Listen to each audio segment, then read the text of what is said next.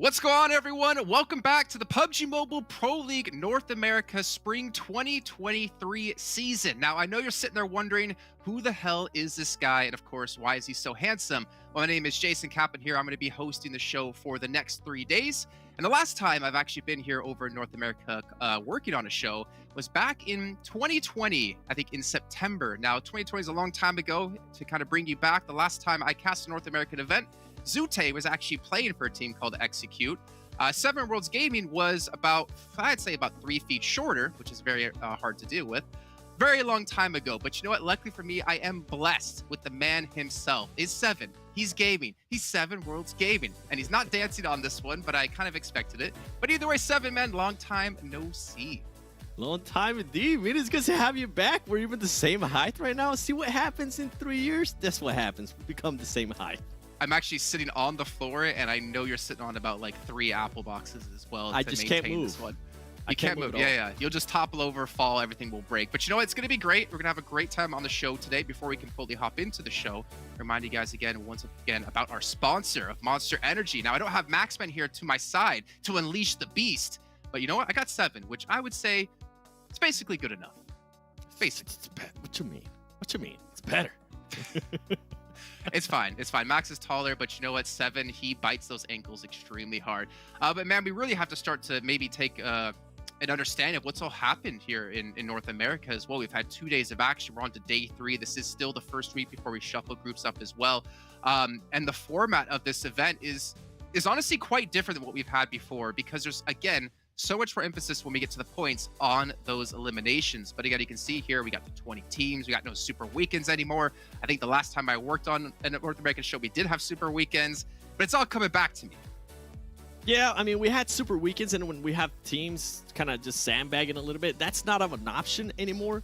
You mentioned it too, 5 days. Now, we already gone through 2 days, so these teams are only going to have 3 days to perform, and there's really a lot of teams that need to perform, because once we get to those points, you're going to be seeing why we've been kind of hinting at it. Obviously, if this is your first time watching at the beginning of PMPL NA Spring 2023, keep in mind, the map points have changed. It is now 10 points for a win, 9 through 16 is 0 points. There is a lot more eliminations now, which I absolutely love, 1 point per elimination. But you're going to be seeing the bonus points right there, and those bonus points are going to come in handy once we go to the finals. Now, the teams are actually able to get those bonus points after every single week. And after the 3 weeks, they also are able to get some bonus points. So a team could technically go into the finals with a 40-point lead over some teams. Yeah, and over in like Western Europe, when we're working on the previous PMPLs, we've had instances where teams, if they didn't have that like 32-point lead, they would never have qualified for the regionals. They never would have potentially even gotten into PMGC. So it really does change things up quite a bit. But also the prize breakdown here, 7, $100,000 in total. 9 grand for first place in the finals. You already get 2,500 just for showing, but then you get all these like little individual awards as well, which can mean quite a bit to your pocket. Yeah, my favorite one is MVP. I mean, our reigning MVP is no longer here in NA, so it's wide open for everybody. But then on top of that, we have most eliminations, which we have seen some players absolutely popping off. I love that most damage is there too, because usually sometimes it happens in a weird way. The person with the most eliminations might not have the most damage, so it's good to see that too. And we are also rewarded the most assists, survivalists, a standout moment. But yeah, $9,000 first place once we get to the finals. Just about your day rate, Jason. Oh man, you from your mouth to God's ears, man. I kind of wish. But obviously, moving on here into the calendar as well, so you guys get an idea of how this entire event does work and all the dates that will be here, bringing you all the action. You can see next 3 weeks straight, they'll be heading into the finals, kicking off in April on week. I think that's technically 2 of April or 3. I think that maybe week 3, because there's 16, and I can't do math, and I feel like I am Maxman now. But the thing is, there's not much downtime here for these teams, right? There's a day off in between each section when you play, so you have 2 days off throughout the entirety of a week. And the question comes down to now is, what teams have been able to adapt from their first 2 days of play going into, well, their day 3 effectively, to take a look at our overall standings. And honestly, 7, I think a lot of us had some predictions in there. YKG was definitely one of them, which, you know, sit in second place. But I want to say, for me, as we talked about before we even came on air, WALLSTREETBETS has kind of been the team that's been really surprising. They really have surprised me a lot. I mean, for them to be able to put up 90 points and every single day, it has been consistent out of them. That's currently why they're sitting in first place. What would impress me the most is, I mean, 24K goes to YKG and somehow WALLSTREETBETS continues to perform, and for them to be in first place is impressive. YKG, though, a fan favorite and actually a caster favorite between Hajix and Sute. They've been trying to get me to jump on that train. They haven't performed bad at all, too. I'm going to go to Golden Eagles, a team that definitely surprised me from day one, from the first match. I'm loving what I'm seeing out of them. And Hyper, they won, too. But you know what? I'm actually going to go down a little bit more. I'm going to skip on some teams because MEZEXIS, they were very consistent in eliminations, but they did drop off a little bit on the second day. And I feel like a big surprise for most of us, too, was Execute. I think we expected Execute to be a lot higher than 8th place. I mean, the thing is, right, you have this kind of like conglomerate kind of team with like people from Execute from last season with, you know, Tensa coming in from Knights, which I believe you said he hasn't even played yet, people from Korean Barbecue Lovers, Dope Esports. Like these teams, their lowest ranking last season in the finals was 9th.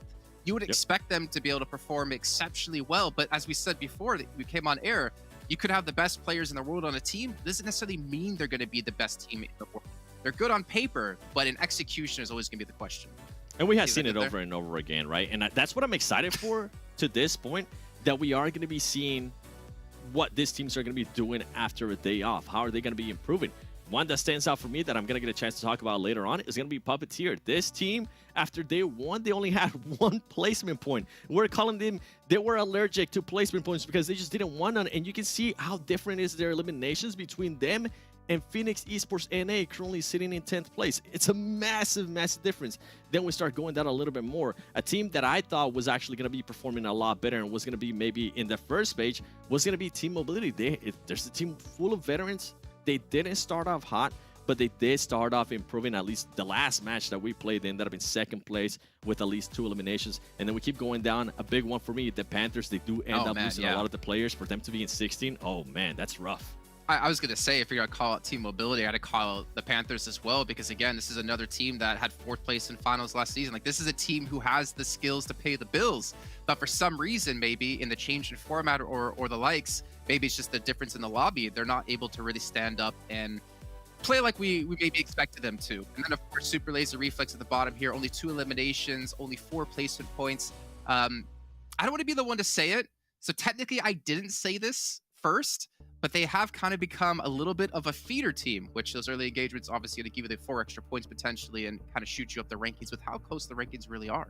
Yeah, I feel like that, especially the 2 teams at the bottom, they're going to have an Angry Amateurs moment, which Angry Amateurs did in day 2. And I believe it was in Sanhok. 2 teams decided to push them, and Angry Amateurs backed them off. They were able to take on them, and they were able to eliminate them. So if Super Laser Reflex gets attacked like that right off the bat, you better be able to win that fight. If not, everybody's going to be able to see that, and you are going to become that feeder team.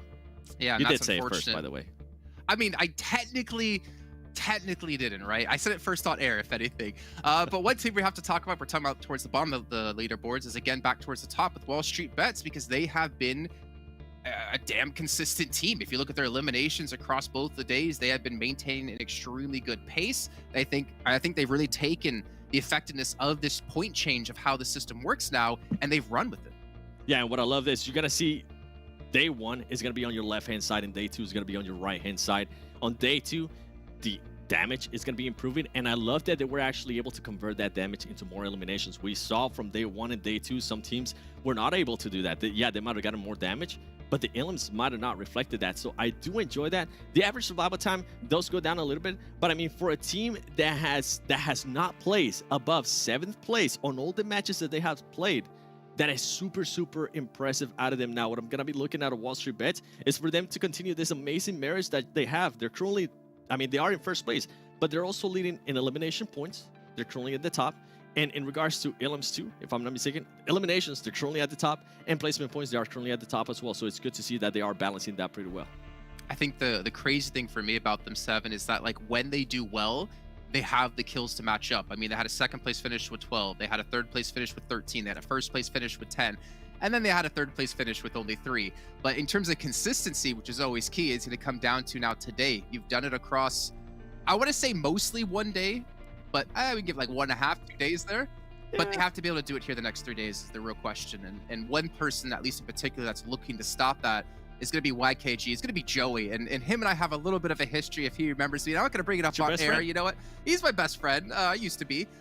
This man, like the last time I worked a North American show, was his first event with Xset. And not to smack talk him, but he wasn't doing the best for the team. But to see him become this kind of beast he is now, for me, is awesome.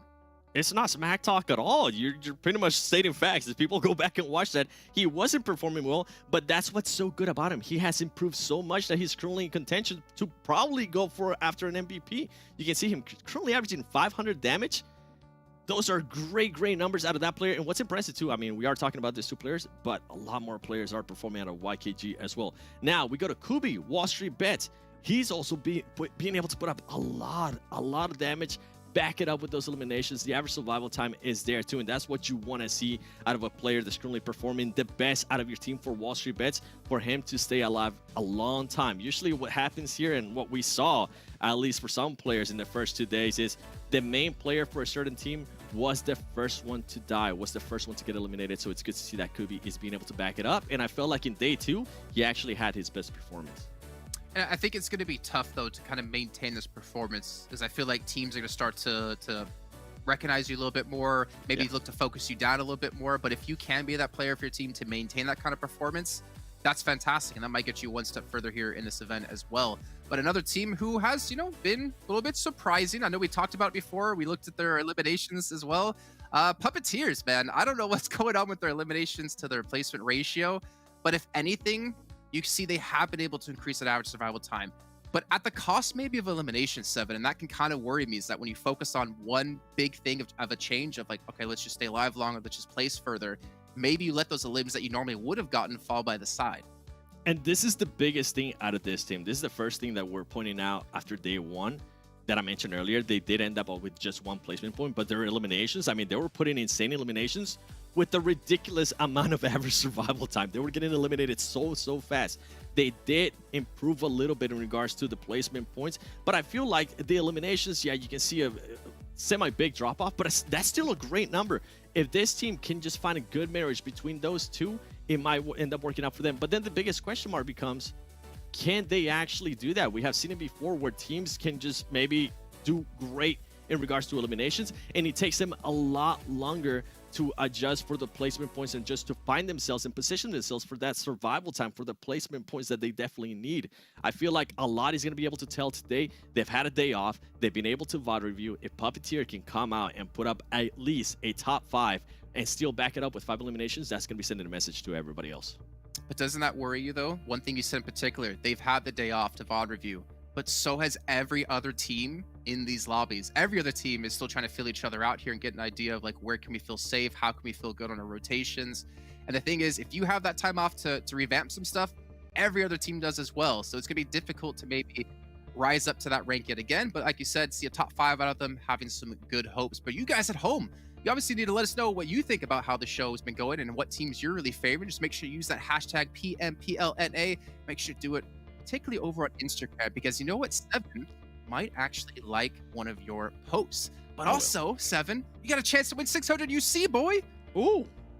Are we able to participate? All I have to do is leave a comment? Oh, I don't think we can. I mean, unless you want that to be your daily rate, then maybe we can work out something like that. But no, we always want to hear what you guys have to say. And 7, we'll talk about you on air as well, because I love to make the people on my desk with me do things that I don't want to do.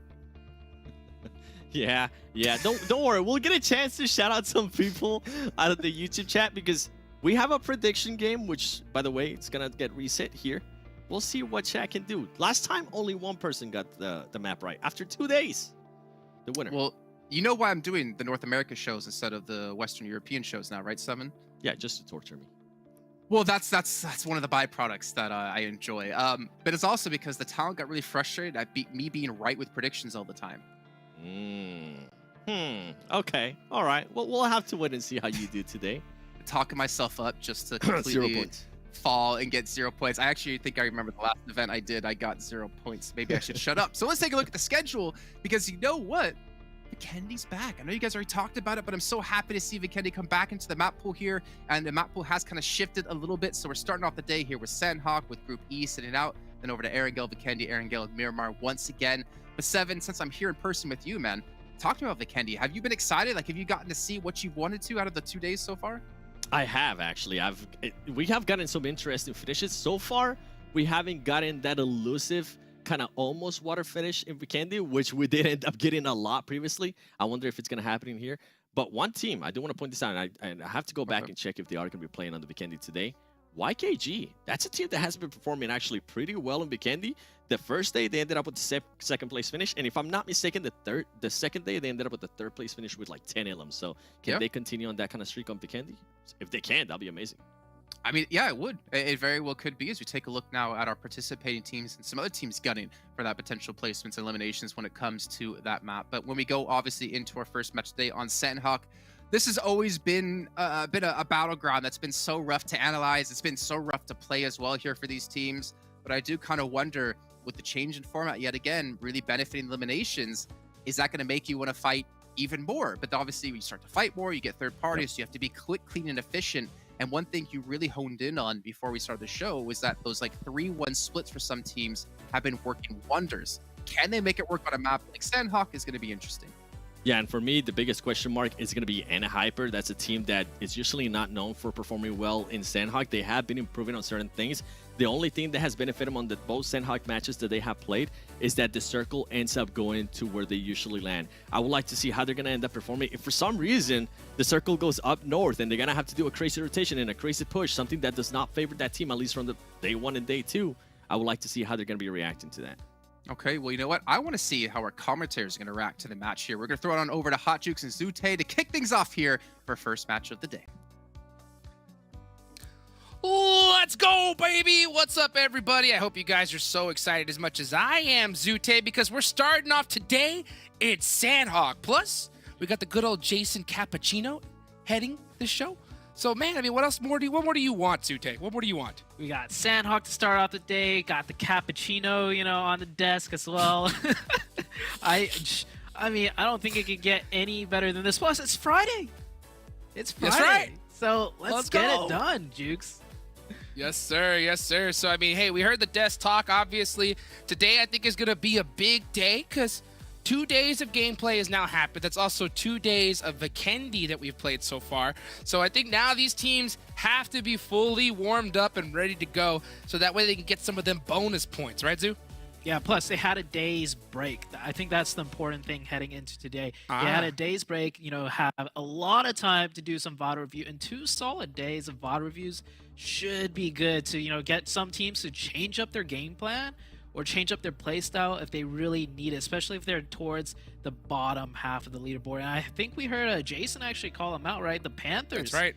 That's a team that, you know, day 1, game 1, it looked like they knew exactly what to do with the new point system. Just fight their way in, grab those points, but then they just fell off completely. Hopefully the day off, they know how to, you know, regain that strength back.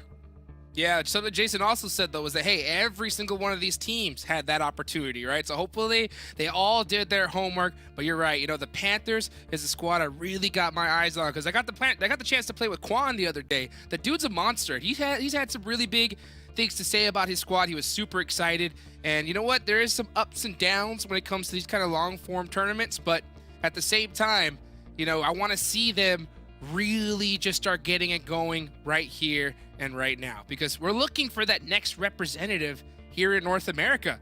And at those bigger tournaments, you don't got time to mess around. No, definitely not. So this is a good proving grounds for the teams that, you know, might have the capabilities that we're talking about to really get up there. Of course, YKG and WALLSTREETBETS, you know, that's another team. I'm hoping to see WALLSTREETBETS continue to just keep wrecking the playing field against everybody. Like, this is a team that, you know, not everyone had their eyes on in the beginning, but they've really shown themselves, like their consistency and not just gun strength, but just, you know, rotations and positioning as well. Yeah, I mean, they've definitely been coming up with some really cool stuff. You know, automatically my mind thinks to last week in Miramar when they had that 2-2 split. They ended up losing that game, but at the same time, you know, seeing them pull out that kind of stuff and try to execute it, it's a really great time to do it early on in the tournament. So hopefully, like all the other teams, you know, they went, spent that day talking to each other, eating some good food, resting up, and are just ready to execute it here today. But you know what, Zute? Again, we're starting off at Sanhok, baby. So, I mean, I love the fact that we're starting off with different maps. I can't remember the last time we did something like that. I think this is great. Honestly, like, I didn't realize how good it was to start off with different maps until, you know, yesterday when we did have a different map to start it off. And it felt like a whole new type of tournament, because when it's always Erangel, I think the teams also get a little complacent. You know, oh, it's Erangel, we'll just go with the flow with things, and then, you know, so on and so on. But when you start off not with Erangel, some teams just like start ripping it right off the bat, like on the first game of the day. And I hope to see the same thing with this Sanhok match. That's right. You got to get up on them toes. You got to get them fingers warmed up, ready to go before you even start when it comes to Sanhok, because there's no messing around. My eyes automatically go into the middle of the map. YKG is going to go there. Yesterday, YKG did not play the Sanhok match. Nope. So we saw teams like Super Lazy Reflex. Yeah, a couple other squads land there. But right now, it is all YKG. Yeah, so YKG back on Sanhok. No one's messing with them. No one's touching them. Seems like they will get bootcamp all to themselves. And we do see pretty much no real hot drops whatsoever. Everybody spread out pretty well. And it just depends on the first circle now with the Sanhok game. I will say on the southern side of things, and Hyper, right? A lot of teams surrounding them. So if the circle doesn't bless them this time again on Sanhok, they got a lot of teams to work through and fight through, and that is exactly what's going to happen. You know, my question is, besides that, we'll get to that in a second, is PUPPETEERs. What do you think about their split? Like, just in pretty much every single island. That splits, we've seen this split done before, I think by the XSET team, like a while ago. It's one of those splits where ideally they want boot camp, but they can't contest it.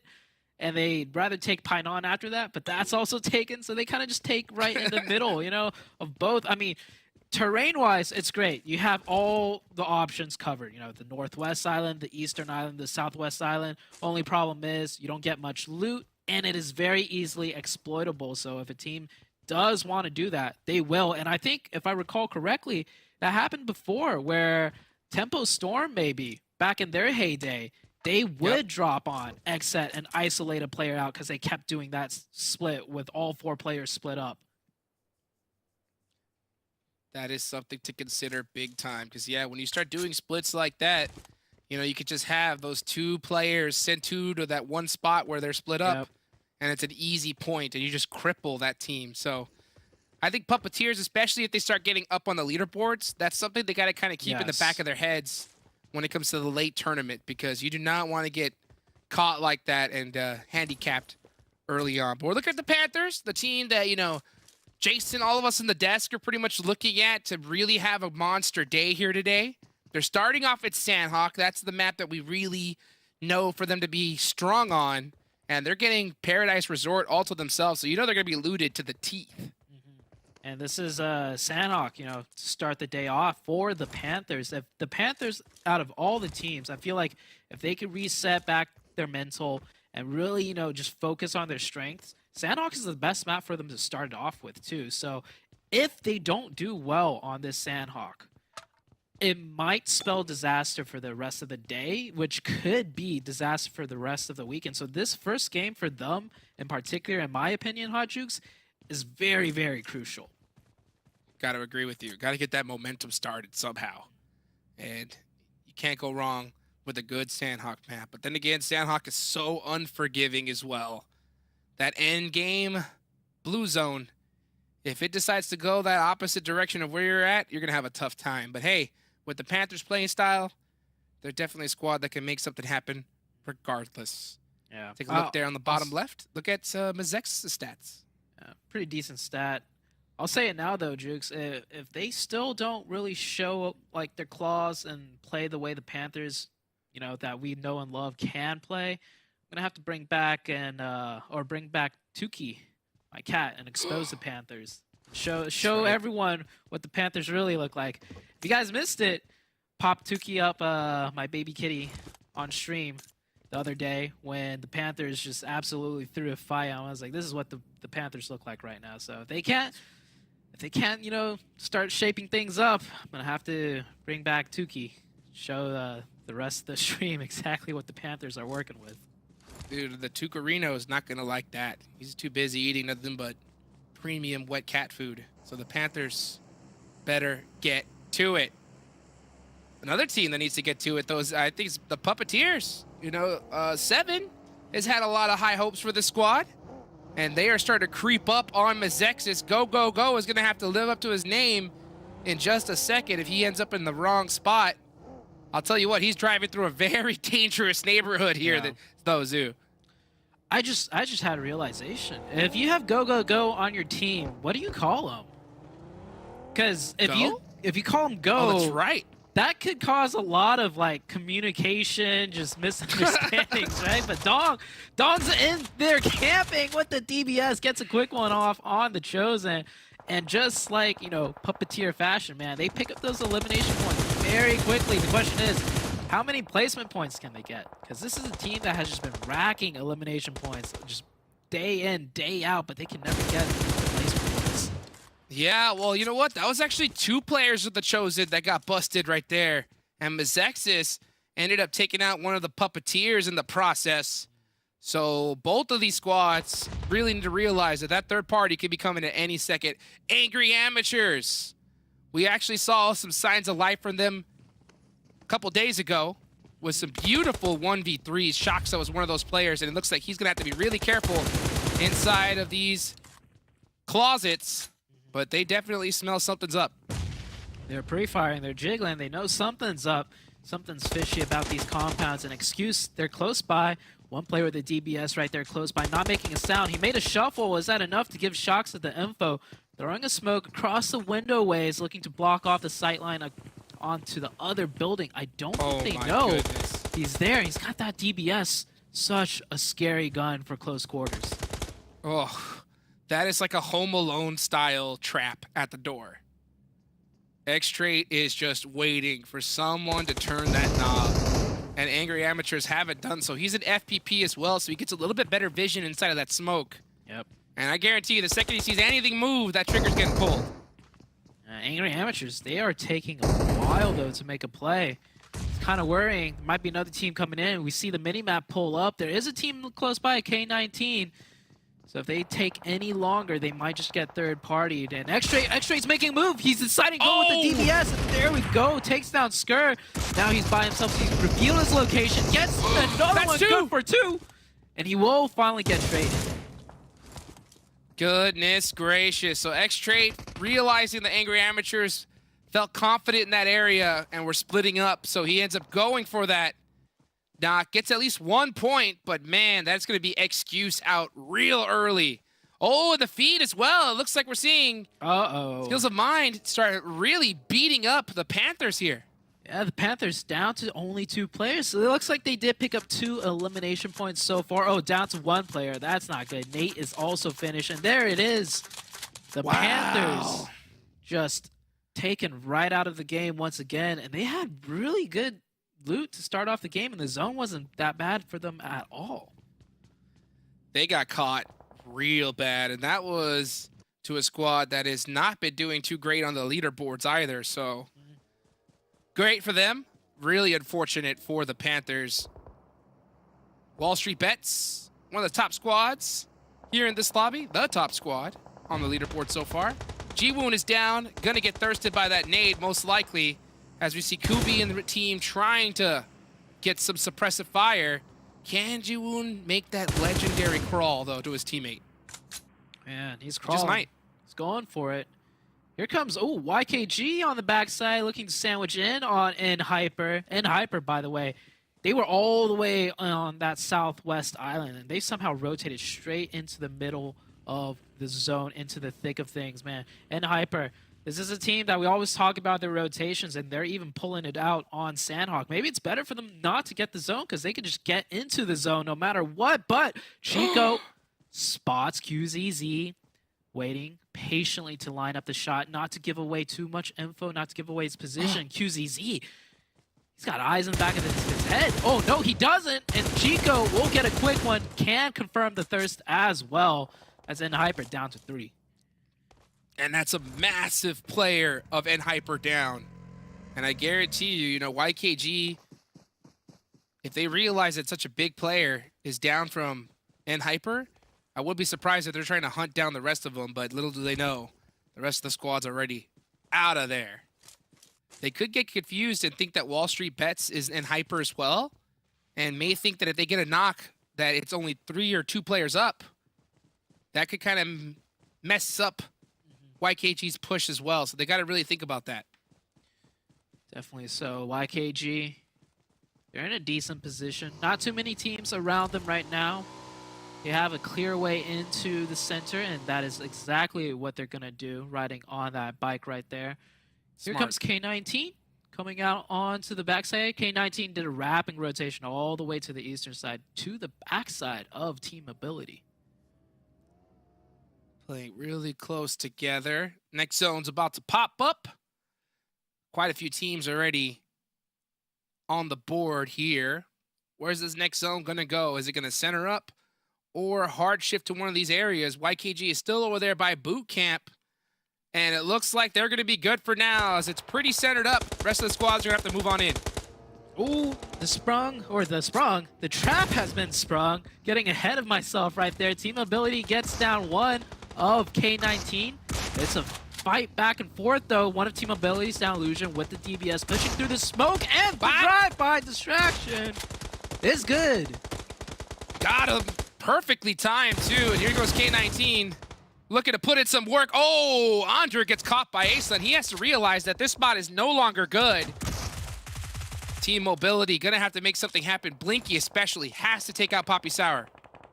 Oh, nade in hand. He's going for the cook. Can he cook? Let him cook. Third party. Bullets are shining in. And oh, Sour gets away just in time. And yeah, Blinky, the third party from distance, goes down to 1 HP. Oh, he's actually, wait. He is 1 HP. You just can't even see a health bar at all. He's still up. He's getting that first aid off, and there you go. The fight has pretty much reset between K19 and Team Mobility, but the zone has not reset. The zone has shifted away from them, so they got to get a move on. Goodness gracious. K19 gonna get that res up. Golden Eagles looking to put some more points on the board from long range, try to catch this third party. I wonder if they're gonna start heading into this direction. Team Mobility needs to finish this fight. K19 as well. And they need to do it right now. Blinky with the molly. Does he have more nades? Anders got some nades, throwing it back and forth. Blue zone is closing in. The pressure is on. The Chosen, meanwhile, gets eliminated. And K19, they are caught in a tough position. Team Mobility, they don't have a straight shot in, so that's why they're not moving. They're looking for the points. They're staying. Blinky's going to catch one. Nice shot. And gets confirmation.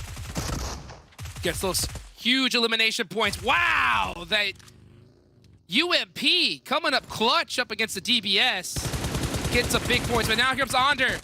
Catches him at the last second, but gets instantly taken down. So that might be enough. Yeah, they will have enough time to get Trey up and moving. Yeah, the good old bait and switch right there, beautifully done. Mina 4 finally showing signs of life. This is a team that we have not seen much of at all in the first 2 days, and here we are on Sanhok, taking out the Dope Squad. 3 eliminations for themselves, only losing 1 player. Slimmy, the good old Slimbot. I played plenty of games with this guy here. He is so excited to be competing here in the PMPL, looking for big things from this squad as they are newer to the stage. But heck, they are definitely leaving a little bit of a mark at this point. Can they finish this game off strong, though? They only have 3 players left. Zone's about to pop. Zute, where's it going? It is going towards boot camp into YKG. Oh, okay. A little south. But, I mean, I think that's good enough for YKG, that's for sure. Oh, yeah. No, that's actually better than the zone going into YKG, because now YKG can carve their way into the circle rather than just having to wait right there. And they already have a nice spearhead position from Joey you saw earlier. Meanwhile, for all the other teams, they're pretty much all kind of sort of in the zone. The zone's shifting south, and that's where majority of everybody's already situated. Super lazy reflex. This could be a big opportunity for them to put some major points up on the board. Let's take a look at Golden Eagles. Apollo trying to get healed up here. Trick has got some great sight lines. Metaphor getting taken out on the way in, and that is Sanhok in a nutshell. We're seeing teams get eliminated like crazy, though, on this shift. Yeah, we're only on stage 4 of the circle. There's already more than half the lobby gone. So combine that new point system with good old Sanhok, and that is just carnage at its finest. Well, guys, I hope you guys got your finger ready because we got 600 UC to give away. The code is right at the bottom of your screen. Who's got the fast fingers? Type it in now. PUBGmobile.com/redeem. Get it in there. That's 600 UC, just like that. Take it to the bank. Someone else is taking something else to the bank, and that's Dong taking 2 points for Puppeteers straight to the bank. Nice clean shots for them. Team mobility now down to just Asen. No meds either, so he's got to just make his way in. Maybe shoot someone in the back from the blue zone and get a point.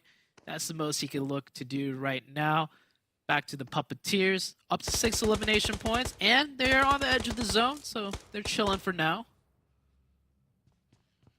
Let's see who's going to end up winning this match. Guys, put your predictions in right now as well if you've already claimed that code that you saw a couple seconds ago.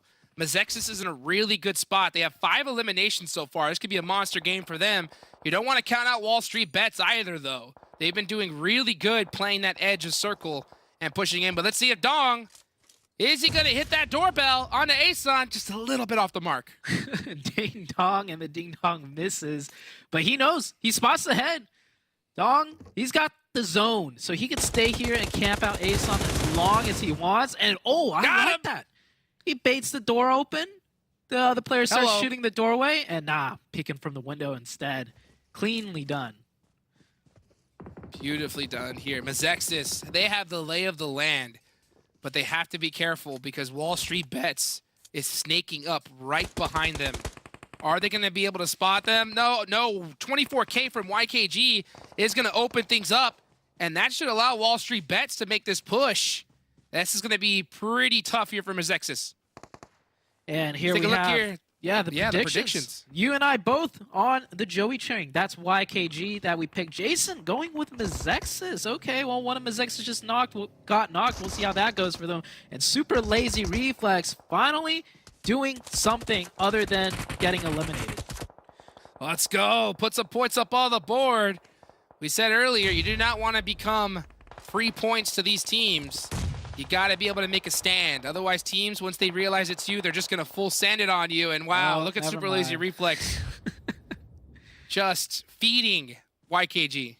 Yeah, I was going to say, well, what did I say? Finally doing something other than getting eliminated. And now they're just getting eliminated from a nasty split from YKG as well. Look at that, man. They had one player, Chico, pretty much kind of doing a 1v4, but just being close by was enough pressure for the rest of the team to provide the supporting fire lines to finish that one out. And WALLSTREETBETS, they made it in. They capitalized off that knock earlier onto MEZEXIS.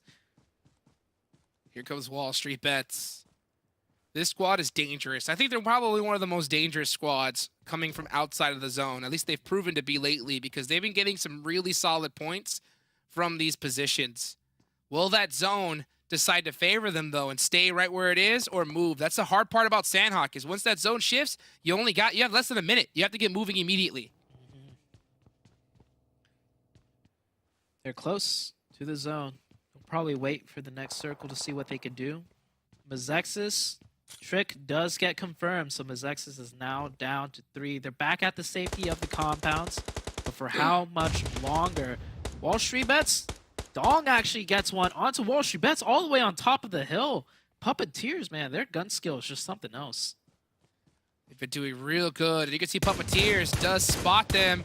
Oh, gonna go for that finish. Does he get it? Oh, so close. But they gotta get in the zone now. Yeah, you can see Go in that vehicle. And he is on the move, but is that the right choice? Oh, he is having to eat some. You do not want to eat Papa Blue at this point.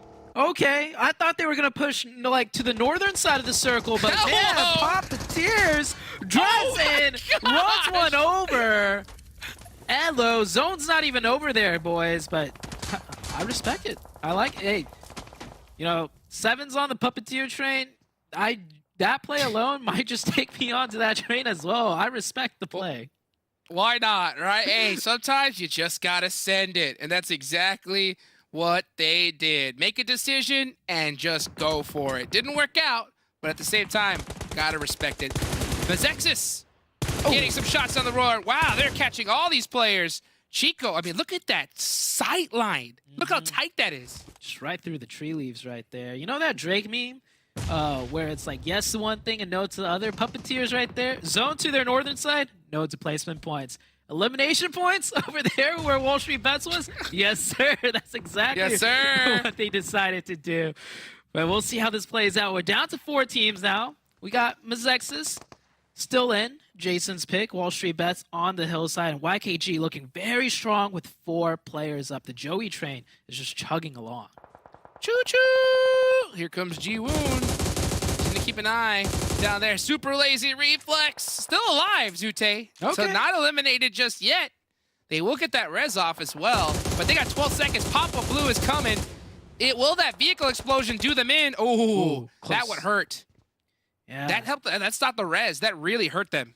Yeah, stop the res, but it probably doesn't even matter. And hold on, MEZEXIS is going aggressive right now, pushing out of cover, out of the zone, trying to take a playbook from Puppeteers, and that is good. Remix coming in, eliminating WALLSTREETBETS. Oh, I love seeing that. Up the hill shimmy. It's just too good. Oh my gosh, here comes Chico. MEZEXIS Remix steals one of those eliminations. Fears gets the other, so here we go. It's the Young Kings versus MEZEXIS. Who is gonna win it? Our prediction versus Jason's prediction. Will Jason finally be right here? Nah, I doubt it. I mean, look at this. Look Off at the the rip? spread. Look at the spread on YKG. There is no way MEZEXIS finds a way out of this one. It's impossible. It is impossible at this point. MEZEXIS is gonna have to pull the rabbit out of the hat if they want to beat YKG in this position. 2 different sight lines, both crunching in. They're out of zone. They have to run through the middle of all the gunpowder and all the firepower of the team of YKG 24. themselves. And man, they cut it in. They make it look easy. I don't even know when YKG got so much territory control, but man, they are playing on point. And what better map to get it done other than Sanhok for YKG? Moo, that is how you do it right there. You got to move that line forward. YKG gets it done. Got to give it up. Got to give it up, of course, to MEZEXIS, right, for putting up some big points on the board. But the way that zone shifted and how set up YKG was, I don't care who you are. The chances of winning that are ridiculous. You'd have to hit some crazy, crazy shots. We've seen it done, but right there, YKG, they knew they had the lock on that one. So beautiful game, and I love starting off with Sanhok, Zute. Yeah, Sanhok, any map. Erangel a little bit slower, I feel like, for the first game of the day. But man, this Sanhok game really set the tone. And this is after we came back from a short break, right? And if for YKG, if they could do this on the first game, that's a good sign for them for the rest of the weekend. Woo, 9 eliminations, 1,700 damage. That's going to help those stats out just a little bit more. Joey possibly even going for that MVP early on, getting some nice eliminations. But man, this is how you start off the day here. You know, good Sanhok game. Great effort from a lot of squads. As a matter of fact, I think we saw a lot of teams that were on the bottom of the leaderboards put up some good points here. What I liked the most was teams all came ready to fight. We saw by the 4th circle, half the teams were gone. And there was no like just straggling around. They committed to it. So it's good to see that teams are ready to play, Jukes. Well, it's time to go take it on over to our Cowboys right after this short break. Round them up, boys. We'll see you in a bit.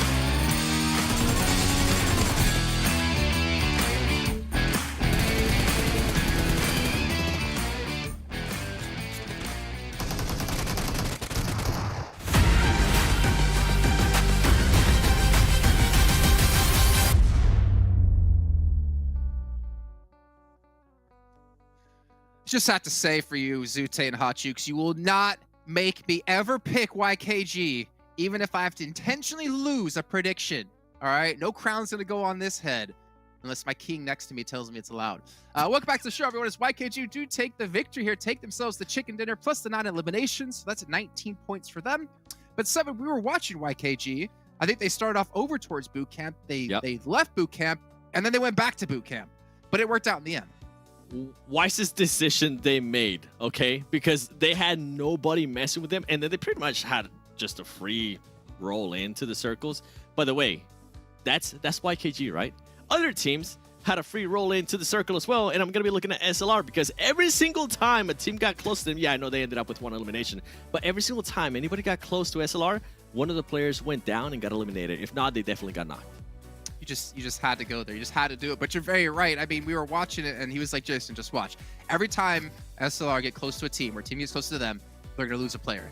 And it was like magic. It happened. But let's take a look at the match rankings here, get an idea of how many points the teams got. But more importantly, if I won with the elimination, 1 point? I'm not happy by this. No. It's tied. No, nobody gets a point. Wait, nobody gets a point? Nobody gets a point. Is that how it works? That's how it should work. It's tied. There's no lead. Game Master 7, yeah. I like it. Okay, let's go with it. All right, no one gets a point, but we'll see if production gives it over to the boys. But still, an interesting match nonetheless. Again, a lot of eliminations coming out early on. Puppeteer, you were saying, I think they had like 2 left alive, and they had 4 eliminations. You're like, yeah, that's about standard for them. They'll get like the 4 eliminations as like a good start-off point. But to pick up another 5 on top of that is phenomenal. This right here, Jason, this is what I expected out of this team on the day 3 after that 1-day break. I don't even care about the 9 eliminations, okay? I know a lot of people will be excited about that. I'm looking at the placement points. Yes, it's only 3 placement points, but for a team that's the main thing that they need to work on, for them to even get any placement points makes me really, really happy. And then another team, I mean, Skills of Mine, for them to be able to put up 8 eliminations. Where has this team been? Because going into today, they were in 18th place. Nobody expected them. And then, as I mentioned, Super Lazy Reflex, for them to get 5 placement points, that's going to be massive. But I feel like they need to stop being scared. Right now, at times, it feels like a team that is very scared, is not willing to take on fights, and that's why they currently have just 1 elimination. Yeah, it's tough, right? I think we've talked about like quite a few times when it comes to PUBG Mobile, and I feel like I say this every single show I ever do. You got to have that sweet marriage of your placements and your eliminations. Even though now eliminations are starting to weigh a little bit more heavy for your team, but yeah, they can get 5 placement points, but that's not going to do you really much when a team can get that within the first 5 minutes just by eliminating a squad and potentially another player. But Hyper, another team we're gonna have to call out here just a bit as well, 7, because they had a strong start, 2 back-to-back chicken dinners for them on day 1. But then 2 eliminations, 1 placement. At least they got into the money technically with placements. But 3 points isn't what we expected out of this team. Yeah, not what we expected at all. I mean, for them, and I feel like this continues to show that Sanhok is their weakest map when it comes to performances. They've just not been able to find a stride here. They tried the 3-1 split with GK First. GK First ended up getting caught by YKG Chico. It didn't end up working out, and then after that, they were just trying to figure out what was going to happen, and this is what I was mentioning at the beginning of the day too.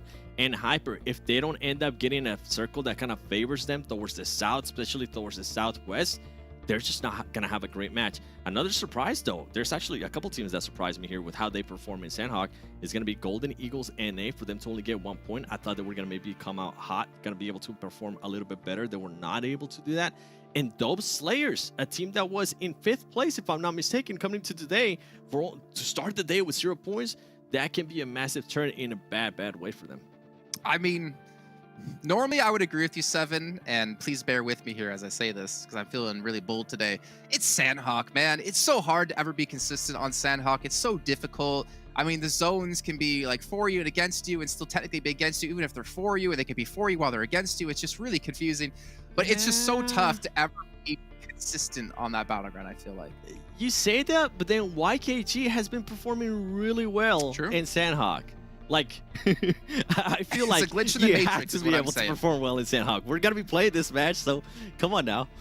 That's true. It's a good point. You know what? Let's actually take a closer look at YKG to get an idea of their stats here in this last match. Because, again, they pulled things off. They pulled it out as well. And it was great to see. I mean, again, you're seeing Joey there. 422 damage, 2 eliminations. But the thing for me is everyone on the team was doing well. It's not like like in the olden days, man, I feel like I'm really old now, where you have that one player step up for the team, right? And it was always your star player. It's great to see that everyone on the team can perform, because I feel like if you want to be a top team in PUBG Mobile these days, you have to be able to do that. And this could be potentially our new Knights. This could be our new king of NA. I wouldn't go that far yet, but Hey, I they will got have the crown, bro. I will have to agree with you in regards that everybody in the team is performing. And this is kind of like a back and forth between Hot Jukes and Sute that we were having. They wanted us to jump on the Joey train. And I was like, I don't want to jump on the Joey train. I want to jump on the YKG train because everybody performs well. I mean, 24K, being able to put up 476 damage with 3 elims, that's huge. Another player that I love to see when he starts performing well, Chico.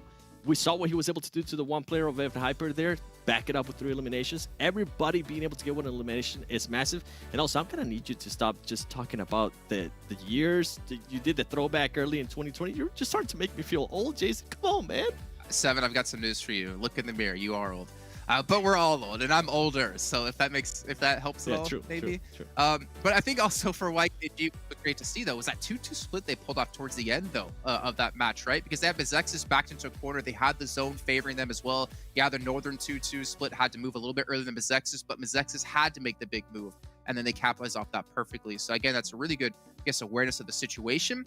But one team who didn't have great awareness of the situation is Hyper. And I know we just touched on him, but we got to touch on him a little bit more here because I don't know. I think for me, right, I look at GK first, and in theory, that's a massive pickup for any team. But the problem GK first had when he was playing with teams was like working well with his team. And he wasn't really able, I mean, I guess he kind of had the team play around him a bit because he was always this really aggressive player. He always looked for the eliminations. He always got really cocky. And we did see here, right, he had the vehicle he charged into. I can't remember the team off the top of my head.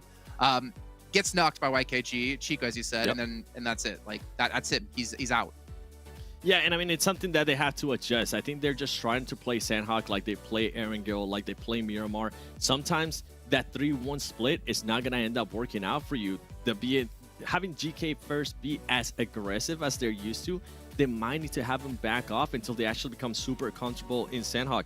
Kindness has been able to perform. I mean, we have seen being able to perform, but these are not the numbers that we expect out of Hyper, especially after I'm sorry, I have to go back now. I'm the one that's talking about age. Going back to day one, when they came in here and sent out a statement getting back-to-back chicken dinners. Where's that in Hyper? Was it just a one-time performance? I mean, everybody expects them to be the king of NA now that Knights is not here. Other teams are starting to step it up. I feel like in Hyper, even though it is week 1, they need to step it up too. It's going to be a battle for them and a battle for all the teams here still in these lobbies as we take a look at what's coming up next. And of course, it's the tried and tested Erangel, which is going to be one of my favorite matches of the day. However, that one in the middle, though, 7, is still going to be where my eyes are actually directed towards. But this means Group D sitting out. So we're not going to have your Golden Eagles playing. We're not going to have your YKG, your Puppeteer, the Chosen, 2 of those teams having a great first match of the day. But we get to see Group E commit to this one. And this is where I'm really hoping, and I'm really hoping to see Execute, man. Like, I don't know. They were one of my teams I had high expectations for going into this one. But you know what? It hasn't really lived up to the hype just yet. But you know what? You can see our match about to begin. But I got to remind you guys, social media, make sure to check it out with the hashtag PMPL NA. We also have the UC giveaways happening as well, as you saw in that last match. Now, we actually have the advantage of seeing it 15 minutes before you guys do. But don't you dare sign our DMs asking for us to give you that code, because we ain't doing it. You got to earn it by yourselves. Speak for yourself. All right. Well, you know what? I'm not a sellout, but let's actually head into the second match of the day here with Hot Jukes and Zute. Let's go, baby. We're going straight up into the match. It's Erangel. Eddie. We love this map so much, man. So the YKG obviously dominated that Sanhok match. They got that chicken dinner. They're sitting out of this match, so that leaves their drop location wide open. Zute, what do you expect to see this Erangel? This Erangel, I expect to see a military zone, because we haven't had one of those yet. We've had a very pure ending, or even to the west of Very Pure, you want to say, between Primorsk and Very Pure. So we've gotta, I feel like we're about due for a military circle, Juice. I love it. I love it, and I also want to see it. Come on, bring us that military zone one time. Are we gonna see it here right off the rip, or is it gonna make us wait? That is the question. Because you are right, we are due for one. right about now, and I'm getting a little tingle as well. And if it does end up being a military circle, this is scripted. This is scripted. Yeah, we're actually the circle masters ourselves. Taking a look at the, wow, most eliminations. Kubi still up there for Wall Street Bets, followed by Remix and Joey. 3 great players there. Highest damage, Joey's up on top. It looks like, unfortunately, this isn't scripted. It is all RNG. And the zone goes all the way on over to Shelter for this one. That's a fun zone. We had the zone the last 2 Erangel games in a row, I believe. Yeah, that's true. I'm pretty sure because one was like a little west of the mansion and the other one was a little north of. Well, actually, the other one was also a little west of mansion. So once again, similar circle. Team should have a very good idea by now, like who's going to be where at what point in the game with the same circle coming up 3 times in a row. Yeah, I mean, I'm already kind of looking towards Shelter and going to feel that. And Hyper is going to be in that location. Let's see what happens here, though.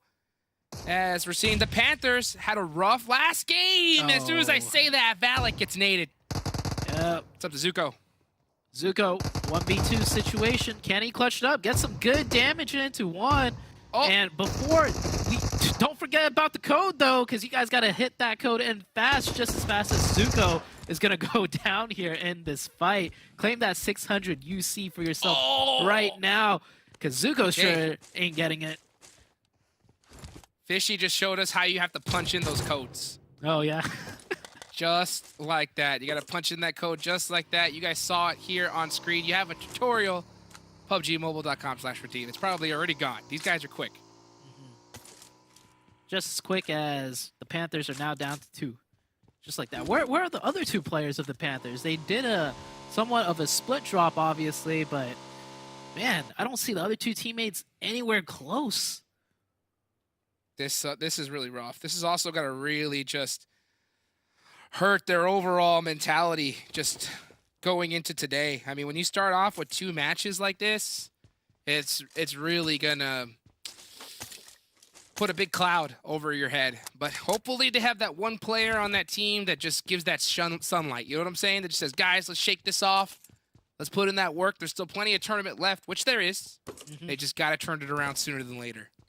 Yeah, I don't feel like it's happening today, though, right? We do play 5 games, but each team sits out for at least 1. They're already pretty much halfway done, and their team is halfway done for this match because they are down to a measly 2 at the very beginning of this Erangel match. True words, Zute. True words have never been spoken. So hopefully we could see them make that happen. But like you mentioned, looking at the math of it all, it's not looking too good for them. That's why we want to see that happen this match. But man, these teams have done so much homework. They spot a little split. They're going to take advantage of it. This is kind of what we're talking about when it came to the Puppeteers in that last match. Yeah. We didn't see it then, but we see it here now in Erangel. Math checks out. Wall Street Bets right now. Kubi right now. Just, Kubi. you know, he saw the top damage or the top elimination stat, and he's just like, all right, I'm going to take a chill pill. Just going to relax here, let my team do some of the heavy lifting now. So enjoying his time right there as the other 2 members of his team rotating down towards Razak and the buggy. That looked cool. Wall Street Bets with the drifts. Yeah, they had a feeling that somebody's up there. And here come the shots from Excuse. I guarantee you D was like, told you there was somebody up there. And they're gonna loot up Razak here. It amazes me how well a player can stay balanced on the back of a buggy on their knees while getting shot in the back. I don't think there's a seatbelt to strap the player Ultimate in balance on the back of the buggy. He's literally just kneeling on that thing, praying he does not get shot out. Perfectly balanced, as all things are.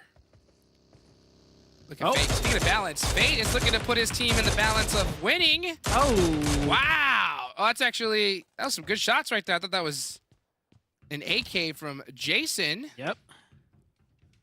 Put on some work, but Fate definitely started it off. Oh, yeah. This is one of those rotations that you were talking about where a team rotates not for zone but to set up a trap. Execute coming here knowing that there's another team on military base that has to cross over, and they pick up a quick point for themselves. There we go. This is something I've been wanting to see for a long time, is teams doing their homework and camping vehicle rotations. We have not seen it enough in this region, and it looks like Execute definitely saw that one coming, because that is not even close to where the zone is. So they knew some teams are going to be crossing this way. Yeah, that's the experience, you know, coming out of a team like Execute. They got so much in their playbook, and deciding to utilize one of those right now nabs them a very quick point. But I feel like this Execute And good team, loot right? too. They gotta clean things up a little bit more because they have so much potential, but it's not showing in the results in terms of points just yet. Yeah, and you know what? There's only so much you could do in one day off, right? So I like the fact that maybe they decided to say, hey, you know what? There's more Erangels that we're playing than any other map. So why don't we go ahead and set something up for there, and we could see it done right off the rip. So that's 1 point on the board. Maybe they might even catch Rushy from Phoenix, who is over there by Ferry Pier. Because if they do, that's going to be 2 points on the board, some good loot. But then they're going to have to start working their way into this next zone. Angry Amateurs chilling at the compound for now. Looks like this is gonna be their spot for the first zone, a little bit west of the center. And I do see in the center of the map, like you predicted, in Hyper. Center of the zone, right on top of Shelter. Angry Amateurs Atomic. They had a could have been better first game on Sanhok. Looking to change things up maybe a little bit on Erangel. Dope. Chilling. Nesquik. And the buggy. Looks like they're just waiting for the circle. Look, they're not even running around. They're just sitting in their cars waiting for that circle to pop to get a move on. Yeah. That kind of irks me a little bit, because I just wish that this is a good time to just get some more information, right? The map is still so wide open that you can get some good scouting in. Look at that shift all the way to the east side here, Zoo. Yeah, we haven't had this one yet for PMPL NA 2023, and none of these teams are going to know what's going to hit them. This zone, more on the uncommonly played side, Hot Jukes. We've had some games in around here, and anytime it does, it is always a mad dash. It is so haphazard here. The terrain difference, the elevations, and the compounds just like nestled right on the bottom side of the high hilltops makes for very exciting games. Yes, indeed. Let's get it going here. We're starting to see all these teams start shifting over. BOPE starting to catch and Hyper. Fuego on fire. Oh, GK first. Ooh, he's got some sightlines. Oh, they're coming. Very aggro player of GK first. Let's see if they can get anything done. Ren goes down. Fuego, you called it out. He's on fire, and he's going to get one. The quick trade. Falling right up by GK first, the man himself. And this is an all-out brawl. And Hot Jukes on the minimap. There's a third team coming in, and it is none other than Dope. Dope smelling that blood in the water, and they're looking for it. Does Hyper realize it? Oh, actually, Dope is... It looks like they are going to send it up. GK first realizes it. They got to get this finished now. Yeah, this is when you want a player to be hyper aggressive, because there's not a lot of time. This is no longer an isolated team fight. One of the players of BOPE does go down from the other team, the third party coming through. GK first, he's got that DBS back and forth, shimmies into the compound. They breach through the smoke, through the window, jumping wide, taking some pre-fire shots, and they're on fire. What is happening, Jukes? That is BOPE eliminated. Will Dope come in for the finish? And that is a nade to start things off. Oh, it's not looking good for Hyper. Dope did get knocked by one player, but oh my gosh. It is Hyper that's going to go down at the end of it. I mean, great execution there from Dope. Yeah. Oh, man, the timing of that couldn't have been any better. And I like how fast and aggressive Dope was. They didn't linger around too long, because if they did, they could have gotten fourth party. And that is Hyper out once again. This team just really starting to slow down their roll after day number one. Yeah, and the more they get eliminated like this, the more confidence they're going to give in other teams going up against them. Dope. So Kindness ended up getting an initial knock onto Hayuya while they were trying to push, and that slowed them down just a little bit. Yeah. But they were just they put themselves in a bad position in pushing into that building, and they just got naded and utilitied to the ground. So great execution there from Dope. You love to see that. You know, that's got to get them hype as they are in a great spot in this next zone. They're dead center. Where's the zone going to go? Is it going to hard shift east again? Are we going to see it? Oh, it goes pretty dead center. Yeah, straight on top of Dope, getting heavily rewarded for contesting that spot and taking that fight. Everybody else pretty much just has to scooch on in a little bit more. Quan, is he the last member up for the Panthers? He might just be. Yeah, Quan. You said it yourself. You played with this man before, and he's got some insane skills. Can he pull off something here? Well, let's see if he can. Angry Amateurs creeping on over. Quan's got those nades going up against Skills of Mind. Can he hit it? Oh, with Skur. It's Quan versus Skur. He's going for it. He wants it. He's coming. Pre-fire. Oh, now he knows the steps. Oh, he actually vaulted. No. Oh. I can't tell if that was, like, the way the angle, you can't tell if that was an intentional vault or not. Sometimes players like to just do, like, a little jump to get vision. Yeah. And it could have been that he just caught that window. That's what it looked like, at least to me. Maybe. And, yeah, if you vault that window, you got to know it's over. Yeah. Or, here's the tip of the day. You can separate your jump and vault buttons. I don't know if you've done That's it yet, true. Jukes, but when that... Oh, I have. Yeah, when that update came out a long time ago, first thing I did, because I've died so many times trying to jump peek windows, and I end up vaulting through and looking like a dummy. Ugh. And it hurts, too, because you know you had it, you know? Yeah. You had an opportunity, and just like that, it's gone. So, tough break. Let's see here as Jiwoo starting to get it with Phoenix. Alf up on top. Is he going to make the jump down? He's thinking about it. Thought about it. And there we go. And jumps. Jumps down. They got the opening. Rushy gets it onto Jiwoon, and now comes the Phoenix team. They're coming back to help out the rest of the team. And out from where? Remix from downtown gets a third-party long-range shot in, and that's going to slow things down for both of these teams, giving WALLSTREETBETS a chance to reset probably. Yeah, that's why you saw so many smokes come out. This building has a lot of windows. Exotic's going to try to get a little bit of a bounce nade here. And actually he's going to throw it right onto the shack. Oh, that might be actually really good. Oh, Diamond saw it coming. Did you get a chance to see how far away? Look at how far away Remix is. Wow. he was the one that knocked Alf. Unfortunately, will not get the point on Alf. But man, we got some gunners in this lobby, Jukes. Remix. Sheesh. Look where he is. Yeah. You can see that. I mean, he is across the map. And he got that knock. And he's still putting pressure on the Diamond. That was almost a headshot right there. Yeah. He saw that whiz by his ear. And And Alpha's that's why like, Remix is one of the top fraggers in this lobby. yeah, Alpha's like full HP, and he got lasered down so quickly. Man, MEZEXIS is split too, by the way. Pretty impressive. And next zone shift, a little bit to the northeast. We got the high ground and the low ground just divided smack dab in half. And right in the middle of that is that huge sloping side that a lot of teams can find some kind of nooks and crannies to almost play in and survive. Well, let's see who's going to survive here. Jiwoon. Got that nade locked and loaded. Will he catch Rushy? Doesn't. Rushy's just a little too quick, but how long is he going to be able to survive? I think this is pretty much it. Oh, gets one. Point. Oh, can't find him in the smoke. Nope. Yeah, Smoke too that strong. smoke was perfectly placed. Yeah. Very Allowed well that done. res there. Yeah, very. Very indeed. WALLSTREETBETS, they are getting used to playing with 3 players at the end, I think.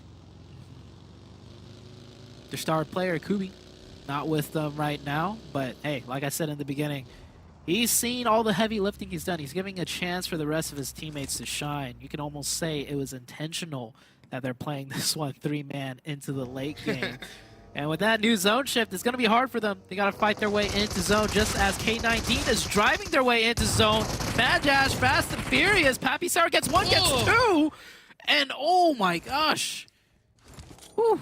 That's a way to entry in right onto a shack right there. And wanted Vigilantes, yeah, they're going to hightail it back out of there down to just 2 mid players. Wanted Vigilantes with a ridiculous split, and they just got caught with their pants down and just absolutely annihilated. Fishy is going to get caught as well. I wouldn't be surprised if we see K19 just do a full send, try to get this team out. Yeah. Yep, here they go. Looks like it. Pushing up a They little want bit these closer. points. Yeah, Legend with the nade in hand, perfectly done. Cover fire, forward positioning, soften them up with util, and here should be the second wave of onslaught pushing from K19. But Fishy, though, he's going to slow things down. Gets a nice nade right back onto Legend himself. Oh, I'm surprised he didn't bring his gun out to try and get that finish, but he's going to keep throwing all the utility he has. He knows the position he's in is very risky. Shots coming right over that hill. But I wouldn't be surprised if we see K19 get that off angle. Here comes Andre looking for it. Shooting at nothing. Oh, Illusion did manage to find Fishy, though. So the support fire from the back is working. Oh, no! But the car's It's a a little bit reverse! stuck.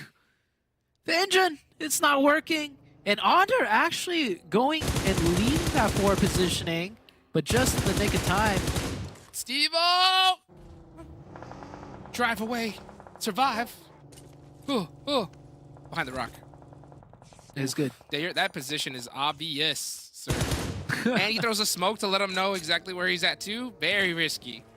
Yeah, it's just instinct. Sometimes the first thing you go to is that smoke grenade when you find yourself in a bad position. Yeah, sometimes it's not for the best. Yep. Really? And he's gone by Poppy Sour. Yeah, so Steve-O throwing up a big old, might as well have been a flare, saying, here I am. And gets caught out. So that is wanted. Vigilantes done and dusted. Let's see where this next zone is going to go. Will Dope get blessed as they... Yep, they sure do. Yeah. Dead center. Looking really good right here. Who is going to win this game, though? MEZEXIS, ever so dangerous, right there on that edge. Could make something happen. Take a look at Execute's split, though, right before that circle pop. I think they are going to group up a little bit more, though, but very nice knowledge with the lay of the land, being very comfortable splitting up that wide in a more unfamiliar area of Erangel. Has experience at its finest. Super lazy reflex, doing better than the other days. They're at least making it towards the late game with 4 up, but can they get the elimination points? That's always the question. Because in order to win this tournament or even get there, you have to have a solid blend of both. And super lazy reflexes. They're in this dip right here. Safe for now, but you got to know that that pressure is going to be coming. Blue Skills of zone. mind right there. And blue zone on their backs. Zone did close. They got to move. Skills of mind, gatekeeping them. They're already sitting pretty comfortable in the next zone, or at least they could see a lot of the zone of where they're going to play at. K19 try and continue their fight on in onto min of 4 and gets Onder. 2 nice ones. Onder doing a lot for the team right now. Dude, doing some great shots downfield. Slimmy gonna have to make something happen all by himself. Can the Slim Bot get it done against K19? He does. Some great shots. He's gonna help stop this push. Can he finish the squat? He does get 1 point. Ooh, the third party from Mobility's too strong. And Slimmy's gonna have to head up the hill. Man, he's in a really tough spot here. Yeah, that's always a tough decision to make. Run uphill to the other team shooting at you, or push downhill to the team pushing you. Man, I do not want to be Slimbot. Slimmy the man himself, but the new zone pops out, and K19 is just going to give that fight up and scooch right into this new circle instead. Skills of Mind gonna go down. It looks like Slimmy's getting pieced up as well. Legend was gonna probably find that angle, but he actually heads up and looks at Mobility Gaming, gets one of those points. He's looking right at that buggy. And isn't gonna find anybody just yet. Does he see Ace on across the way? Yep, he does. Got him. Oh. And that saved Slimmy as well. Oh, Yeah. actually, it was Slimmy that got that knock. Oh, and Slimmy, I think and the Slimmy got the confirm. point. Nicely done by Slimmy. Let's go. Zute, who do you think is gonna be top 3 in this match? Oh, top 3. Definitely Execute. Gonna throw Dope in there, and we'll give one to good old MEZEXIS. Oh, all right. Okay, I think all 3 are really, really good picks, Zute. We'll see who ends up it being on top. Slimmy goes down right there. You hate to see that. Next zone's about to pop. Who is going to get favored? We're going to see some action in the lumberyard. I would love to see it. Come on, zone. Show us some of that hard shift action. It's actually going to go away from the lumberyard. Execute and Dope right at the edge. Excuse is going to have to push through one of these teams. Yeah, this is going to be a tough zone, too, for everyone else. Because no one's able to kind of get into the middle of this zone. Everyone's going to be fighting around the edges, around the sides. Got the high ground on the left, the low ground on the east side. And Excuse has probably the hardest push of all to make. Because Dope, they have this fortress, they have the sight lines. And yeah, that is one of Excuse down. This is free points for Dope at this point, because now they're spotted. If you were Excuse, you had to push up here very quietly. You did not want to get Dope even on your radar. But they made enough noise to get caught out, and now Papa Blue is going to punish him. Yeah, this is probably the best bet, is try to find a vehicle and just hard rotate away, but there's teams on either side. Ooh, K19, man. I'm really impressed by the way K19 have played this so far. They're constantly fighting in, and the resistance, the resilience out of this team. This is not an easy side of the map to fight in. The sight lines are so wide and ranging that it is hard to make sure you get in the zone with all three players up, but they do it once again. Yes, they do. Dope is on top of this so far with 6 elimination points. MEZEXIS has a couple of the name. K19 has 7, actually. So yeah, they have been fragging out of their minds. Nothing but battles into this next circle. MEZEXIS is all the way at the bottom of this hill. They do know that there is a player in that direction, so Skur is going to have a real tough time sneaking his way up in here. Yeah, does he get spotted out by Trick? It looks like he will live. Oh, it looks like Yemen spots him. Yeah, nice shots from Yemen. Can he get the confirmation, though? Oh, nade instantly. I like it. Throws it up, throws it far. I don't think it's going to get the confirmation, though. Yeah, Trick has already started backing up to the rest of his teammates. And now, Yemen, he does have the zone. He can maybe hide here for one more circle. But yeah, MEZEXIS with 4 up. He should look to probably sweep around and start clearing the edges of their side. Skur gets knocked down from Angry Amateurs, so that leaves Yemen with a beautiful spot to survive for just a little while longer. Excuse is eliminated. They could not make it into this next zone. It was just too tough for them. And it looks like Dope is now punishing K19. Yeah, that was a double nade from Dope. Dope. Now, after dealing with Excuse, they're going aggressive. They want more real estate. They're going in. A 1v4 situation. Brave with the shotguns. I don't think he's going to be able to stay alive much longer. And there we go. That is K19 eliminated. A valiant push, valiant effort by the team, but Dope with an even better game themselves. K19 putting up some great points on the board with pure eliminations, but Dope is going to surpass them big time. I love that Dope played this aggressive. You know, I think too many teams have this spot and they just sit still and wait for teams to come to them. No, if you see weakness, go as a team, clear them out, and then go right back to where you were. Beautifully done. Yeah, the whole point of having such a good spot is that you have the advantage over other teams, right? So take that advantage, and then you can go back and keep holding the advantage over everyone else. This Dope team, I really love what I'm seeing right here. Maybe this is the Dope we're going to see for the rest of the weekend as well. That would be amazing. A new team coming into the mix of things that could really show they could slay out with the others or the best of them.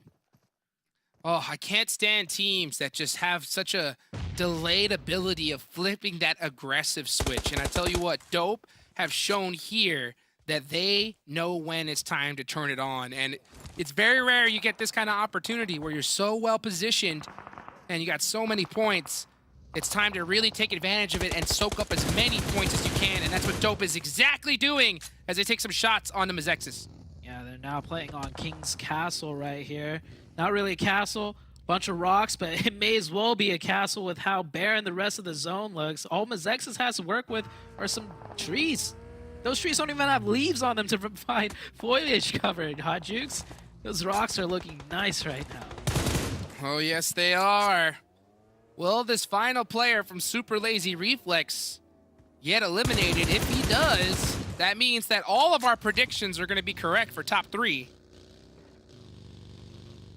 But if he survives one other squad, we'll see one prediction go wrong. Right now, the Dope prediction is looking real good. Yeah. Dope has to be careful though. Execute. They might decide to pull the trigger and swing out over the top and just coming down from Yemen! the high ground. And I don't think Yemen's surviving this one. Yeah, Playzone will actually take him out. Now we're down to the final 3. It's a 3-way 4v4v4, Hot Jukes. MEZEXIS is in the worst spot of all these teams. Dope is hyper-focused on them. They got to make sure they watch their backs, though, because Yeah. Execute can definitely sneak up from behind and catch them in the middle of a third party.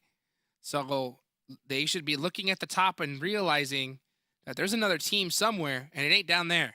Yeah, Dope should realize they should only need to commit 1 person. MEZEXIS is so stuck there. They don't need 2 there. They should have 3 watching the side of Execute. And Execute, well, that's the opening that they need. Is Execute going to play it a little bit more aggressive, though? They get the circle, which I actually think kind of plays against them. Execute might be content with the zone and not go aggressive off that knock and give Dope a chance to pick up some more points. You're right, that is a big chance that could happen. Will Execute take the bait and stick where they're at, or are they going to play aggressive like they should, like we saw Dope do earlier, and just start pushing and taking out everybody on this side of the lobby, because Dope is super split here. We see Jason getting more aggressive. Jason feels it. He's at the very top of the mountain. He's not being directly challenged yet. Jason knows that they have a lot of space to work with. Will the comms come through, though, for them to go a little bit more aggressive, get a little bit more of a high ground, and ultimately pincer in on both of the teams and maximize their elimination points? I think they're doing exactly what you said, Sue. They saw that zone and they just got a little content, and now they're just holding their position, and that is just opening it up for these two teams. This could have been a huge chance for Execute to soak up all of these points, but they decided to say, we'll play this a little safer than normal. Remix does get beat up with that nade. Trick catches Robert. Yeah. Execute, they could time a nice third party now instead, since they're letting MEZEXIS and Dope fight it out. And Casper with the nice nade. Here comes aggression, and it's not going to be onto the high ground. It's going to be from the low ground. Could get a little bit risky, but the cover fire is good from Fate. Catches Peralta shooting at his teammate. Inactive doing the pickup. Going for the revive afterwards. We haven't seen that being done in quite a hot minute, but Dope's getting aggressive too now. Huahuya coming down over the top, and Execute doing the same from the low ground. There we go, Casper cleaning up all these points. You got to get those confirmations, because you know they're going to get stolen if not. And Execute still split, attacking both the high and low ground. It looks like they are finally committing to that low ground. And MEZEXIS is in huge trouble, and they are done. Execute versus Dope. Robert on top of the rock. 2v4. There's 2 knock. Potjukes, there's 2 knock from Execute. Fate is almost down himself. Execute, they're slowing everything down. They know they got to get the revive. They do. Huahuya over the top gets knocked. Huge. Couldn't handle the 1v2. And just like that, I thought Dope had a chance of stealing this away. Now it's looking slim. It's looking dire for Robert. Can he make a miracle happen? The blue zone on his back, down to 1 HP. Juancho's getting aggressive. He's going for the finish. Got him! Fire over the top. And that is Execute executing on both of the teams and getting a massive chicken dinner. I think they maybe only lost 1 elimination point at most. I think they took out all the points they could almost get.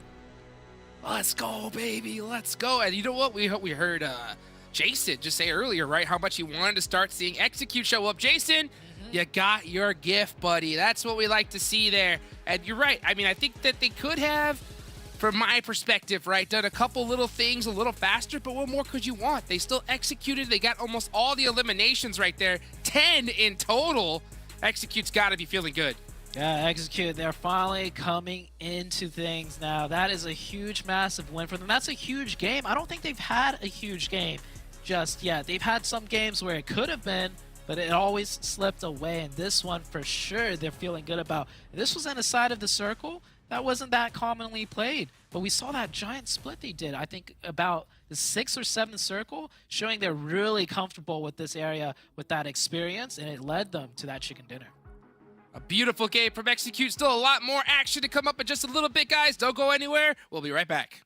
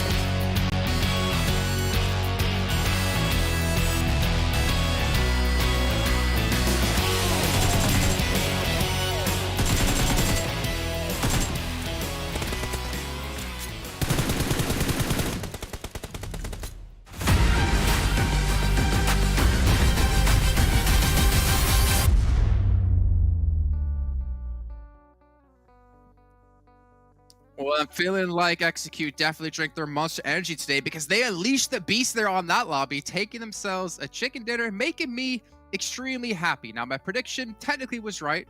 Dope Slayers able to get themselves in the top 3, but even when I lose, I win because Execute get themselves the victory at the end of the day. Let's just say, I'm gonna say it. I felt like Dope Slayers should have won that. They should have won that. Okay. They focused. I thought way you were too much on attacking me there, MEZEXIS. but I like where this went. No. I'm gonna let you get that win because I mean they did end up doing really well. You were wondering how they were gonna perform. Well, they came out on top, 20 points. Dope Slayers, I felt like they could be the team that actually took the 10 placement points, but can't be mad once you end up having 16. K19 Esports, by the way, for them to be able to have 8 eliminations, that is huge for that team. And then I'm gonna actually go down a little bit more because the team that I was actually picking on earlier, Super Lazy Reflex, guess what? They were like 7. We heard you talking about us, how when teams get close to us, we end up getting eliminated right away. Well, guess what? They backed it up with at least 4 eliminations. Yeah, nice to see. I mean, I don't remember who the player was by himself at the end who eventually went down to the blue, but he kept MEZEXIS occupied for such a long period of time that I feel like that was one of the downfalls for MEZEXIS because they had to watch, 2 different angles. Then he had Hayuya from Dope Slayers like on their northern side, stopping them from being able to push as well. So all in all, a pretty decent game. But I find what's also really interesting here, 2 out of the top 4 teams, well, I guess I can't say the top 2 teams, actually came from like the west side. You had Dope Slayers drop South George. You had Execute with this weird 3 Ferry Pier, and then 1 player, I think it was Casper's over at Military Base. But they came in and took control in different ways, right? Dope Slayers, they crashed on Ed Hyper and took that compound in a third party, and they just stayed center the rest of the time, where Execute kind of fought from the ridges. Yes, we're seeing some of the other teams. I mean, talking about Ed Hyper being able to get those 3 eliminations, but it just wasn't enough. They weren't ready for BOPE, and they also weren't ready for Dope Slayers. And something that I love that Sute mentioned during that cast too is that Dope Slayers did not wait at all. They went for it, and that's something that we're seeing in the first 2 days. Some teams were waiting a little bit too long, and when they actually decided to do that third party, it seemed like it was a little bit too late for Dope Slayers to take that initiative and not wait any longer and actually go for that third party. I feel like that's what ended up benefiting them, and that's why they currently have 2100 damage. They were so aggressive that I feel like at the end, that's actually what backfired for them, because a player, when there's just 3 teams left, he decided to take on, get inside his car, drive around. I don't know what he was driving around for, because you have 2 teams aiming straight at you. He ends up backfiring for them. And another thing that we mentioned too, that we talked about earlier, is Dope Slayers focusing so much on MEZEXIS, having that 3-1 split, 3 players focusing just on MEZEXIS, allow Execute to just push in, and Execute worked that out perfect. They went from a 2-2 split to now having all 4 players split, and they were willing to take on fights, whether it was Dope or whether it was MEZEXIS. That's what got them the win. Well, let me ask you this, Seven, because I'm going to put you on the spot. If the zone didn't shift away from Dope like that, do you think Dope would have won in the end? Yes. Okay. At least you're honest, you're quick, you're decisive. I like that. So let's jump into our next part to take a look at Execute up against MEZEXIS here in a quick little head-to-head. And pretty similar when it comes to the tale of the damage, right? But eliminations where things are really going to change. And obviously with Execute kind of sweeping on that left or that western side of the zone, where you have MEZEXIS on the eastern side being halted by 1 player from SLR. It was just an unfortunate time. They weren't able to, I guess, capitalize on that elim and then transition off that into the next fight. Yeah, when Yemen was there, I mean, he threw a nade. He did end up knocking somebody from MEZEXIS, and I think that kind of caused some panic to MEZEXIS, and it just forced them to slow down their whole gameplay. If they would have been a little bit more aggressive there, I mean, to be fair, they didn't know it was just 1 player, right? They had no clue. We get a chance to see that, so we might be able to say, yeah, you know what, just go for that push. It's a lot different for these players, but for them, it definitely hurt them in a big way. I think that's what they currently ended up with that 3rd place. They only ended up with 3 eliminations. For Execute, they played that out perfect. I can't give it more props than what I said earlier. Play it out slow, waited out to see what was happening, and felt free and felt confident to actually take on fights with anybody that came their way. Yeah, good point. A little bit of a change up in styles between Execute and Dope Slayers then, where Dope Slayers want to go for the fights, get aggressive, and Execute just kind of wait towards the end and clean up all the limbs. Let's take a look, though, in a bit at our schedule, because you know what's coming up next, Seven. Your favorite map. The one you've been looking for. Vikendi! It is getting chilly here in Canada. It is getting chilly here in Vikendi as well. The only thing that makes me sad, though, is I castle, Well, I got to watch on the old Vikendi was an Imperium, and I don't remember who was casting with do a castle finish, and it was hectic as hell. I think it was no, he wasn't. He was on the desk. He was saying he wanted to cast one of those. Watch, I think it was football. It's like back then. Do well. But Vikendi, man, like your thoughts. I asked you at the top of the show. How are you feeling about how this map, this battlegrounds being integrated back in the competitive scene with the changes? I enjoyed. I'm gonna be completely honest. That map was a map that I didn't personally enjoy as much previously, but I'm starting to enjoy with the playing style that we're seeing. Also with the circles that we've gotten so far, I would like to see a little bit more mayhem within the circles. It just makes it a lot more fun for us, and it kind of puts the other teams in situations where I feel like they need to put themselves in that situation before we go to the finals. We are going to be seeing WALLSTREETBETS sitting out. I feel like that is a big one too, a team that came in first place. Today, we really haven't seen much of them as we expected them to. They haven't been as consistent as we expected them to. Who else is going to be able to pick it up?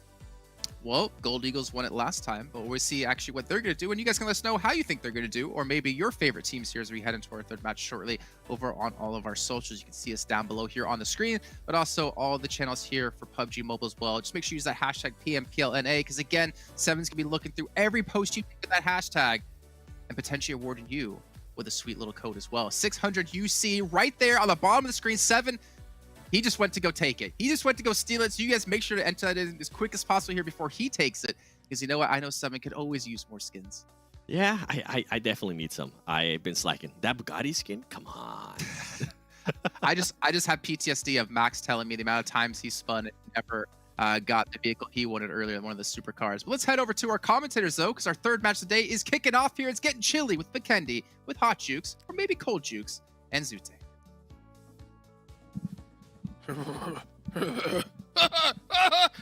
It's time to get hot, baby. Oh, Zute with the come up, baby. How are you feeling? I'm great. Sweet. I got the 600 UC juice. You snooze. Let's go. You snooze, hey, you lose. People are gonna believe it, man. Those codes go by so fast. Yeah, okay. It's insane. It wasn't me. It wasn't me. Yeah, I didn't get it. Trust. Hey, you know what? I'm gonna tell people in the chat how to get it. Okay. So everybody listening, hear ye. I'm about to give you guys the strats. Okay. And this is why you guys gotta go and follow me on Twitter and Instagram and PUBG Mobile as well. Hashtag PMPL, all that good stuff, right? Make sure you're watching on that YouTube channel. Go hit that little wheel. Hit the 2x speed, okay? That is going to speed up the stream to where it is the most live possible, okay? Make sure that you hit that 2x. Make sure that stream is the most live possible. Make sure you got that PUBGmobile.com/redeem already there. Make sure you got your player code, everything already typed in. And then at the end of the day, it's about who types the fastest. But that's the strat, guys. I'm giving you guys the strat right here. You heard it here first. That's the meta. That's how you get them codes. So we'll see. We'll see who. And if you get the code, type in the chat. Say you got it. Give you a little congratulations, pat on the back, as we about to get this game underway. Vikendi, very far eastern plane path, and wow, no. Well, I guess there's still water, but not as much water. And hold on, I heard Jason talking about something about castle finish. Hello? Yeah? Are we gonna see it? Maybe? Are we gonna see it? That'd be amazing. Oh, it's Christmas. It's Christmas in March. If it does. BOPE had a great game. Well, actually, that was dope. That was the dope. BOPE dope. Yeah, that was dope. The BOPE dope. Wanted Vigilantes. We're waiting to hear something for them. They are going to be pushing on to BOPE here as they are out of position with 2 players versus 4. Fishy has the DBS. That's the gun you want. But it looks like they're going to take their time. Hopefully they don't take too much time here and allow BOPE to send reinforcements. Oh, yeah, Fuego's in trouble. He's got the DBS, though. No armor against 4. He's got a teammate. Oh, look at them. They're pushing in like a pack of wolves. And Fishy! The fadeaway. That was like I knocked one. I don't know where the second one. Oh, never mind. I got the second one as well. That's what that looked like. That was a pixel react. Like, he just heard something and just blind flick shot and just hit him. Beautifully done from Fishy. Those are hard shots to make, too. Yeah. Real hard. But when it happens, oh, man, you're feeling like, calculated. I knew exactly where he was. I baited him out. Calculated. Yeah, that was premeditated right there. But that's Wanted getting 2 points, and that's BOPE losing 2 players right there. It looks like Angry Amateurs have also lost the player over towards to Men of 4. And yeah, Men of 4 are pushing Angry Amateurs out of the cement factory, claiming it for themselves. Beautifully done. The good old Slimbot. We saw him steal some nice eliminations there towards the end. Getting some points on the board. Look at Angry Amateurs. Vikendi stats. Not looking too good. Not looking too good. So maybe they could get 1 elimination on this map here. Maybe. And I don't think they're gonna get it wasting time doing this, right? That is true. Because what you're expecting is for Men of 4 to chase you down, to cross over into the open onto an uphill position where they haven't even really looted yet. So it's just like the likelihood of that happening, not very likely. So essentially you're wasting time just sitting up there hoping that they push you and give you free points, right? Like it's just, you're better off just disengaging fully and just continuing to loot. Great plan. Great idea. Zute given the strats as well, folks. Yeah. All you aspiring PMPL players, get them ears perked up and ready because we're dropping that knowledge, Zute. That knowledge.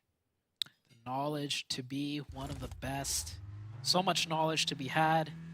And right now, Ander, we're taking a look at their Vikendi stats. Not too good either, but we saw Ander popping off right there in that last game. Erangel, K19, they might have not gotten a top finish, but they got a lot of elimination points. And this time around, elimination points are way more important. Way more important.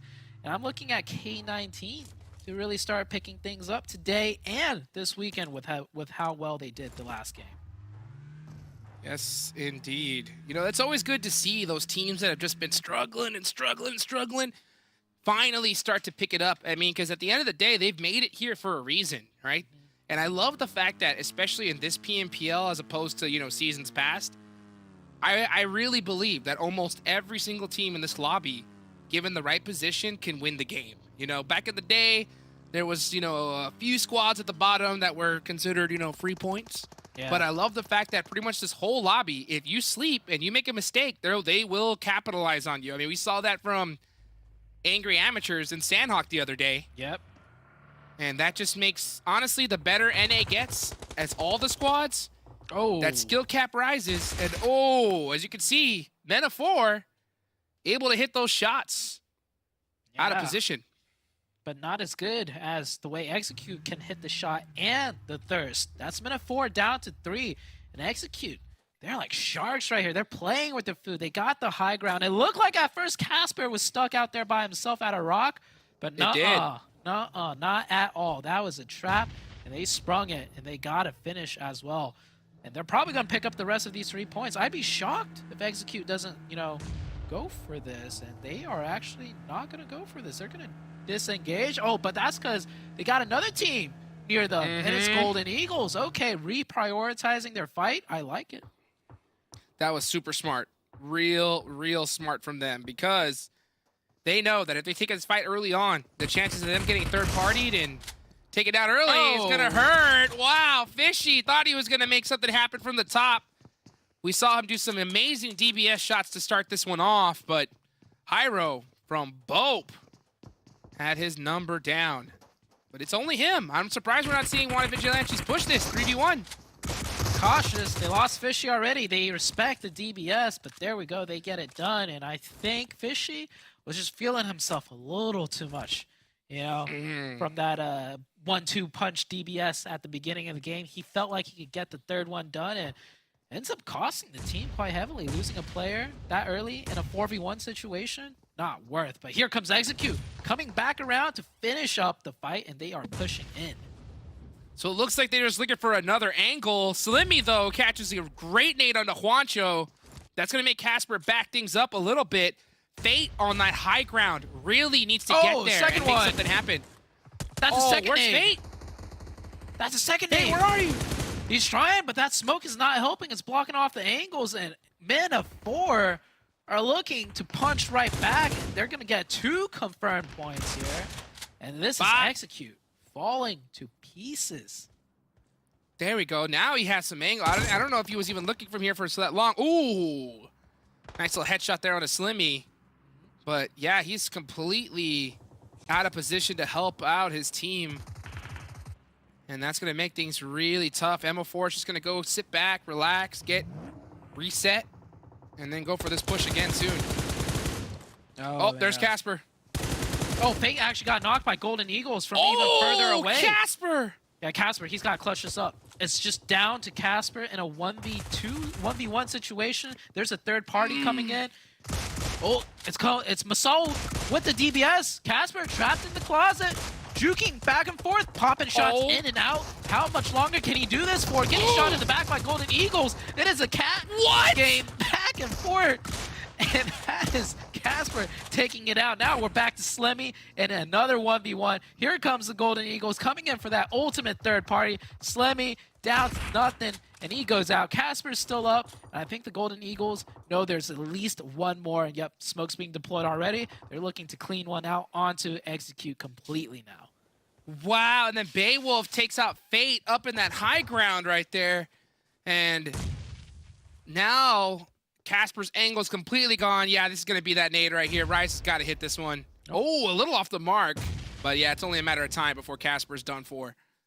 Oh, Rice. Oh, wow. Look at this nade angle. Wow. Oh. Wow. That is overkill. Might as well have just, you know, delivered it. To hand delivered it at his house. I mean, look at that.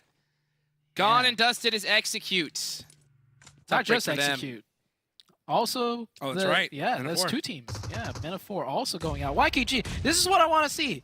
I said, you know, on day one, Vikendi, you know, back in the days, it was all about being aggressive and taking these compound fights early game, and we didn't see that much on day one. But I think teams are starting to, you know, realize, wait a second, Vikendi, we could get these isolated fights in, and that's YKG looking to get one onto the Phoenix. And let's see if Phoenix can stop this push. Kindness for EnHyper. Making things so dire. Fear is able to clutch up one knock, but can't get it done against Diamond across the way. So now YKG, that's the danger of these early fights. If you take too long, you know that third party's coming for you. And that's exactly what happened. Yeah, we saw a third party fight just earlier. And now here's another one. EnHyper, are they going to continue, though, and finish this one out like the way Golden Eagles did? They should, but we know EnHyper, they're more of a, dare I say it, more of a passive team. They might just get the one and then be content with it. They are up to 3 eliminations and also down to 3 members, so they might not continue with this fight. Yeah, they definitely like to err on that side of just playing things very tactically. And they are kind of just biding their time. They do know that there's another team there, but it looks like Phoenix is going to be able to get away from this one. So a good rotation from them is going to let them survive a little bit longer and get out of that EnHyper trap. Meanwhile, Jukes, the circle has been closing on Castle ever so slowly. We might see that Castle finish, but how many teams are going to be up by then? I don't know. We've already have 4 teams completely eliminated. Oh my goodness. The Chosen, keeping an eye on team mobility. And this is just going to be a poke battle back and forth. Doubt I'm going to see a push from either of these teams as they're both dead center of the map. Yeah, so unless we see something really special happen, I think we're just going to see just armor get lost here. Yeah. Some shots back and forth, poking and prodding. And we're going to have to go to the next circle to see what happens, most likely. But man, Jukes, 4 teams already eliminated, and the circle's still so big. This is definitely giving throwbacks to when teams were hyper-aggressive on Vikendi, and that's what I like to see. Oh my goodness. Things are just heating up here like crazy. Just constant back and forths. Zed looking for an opening.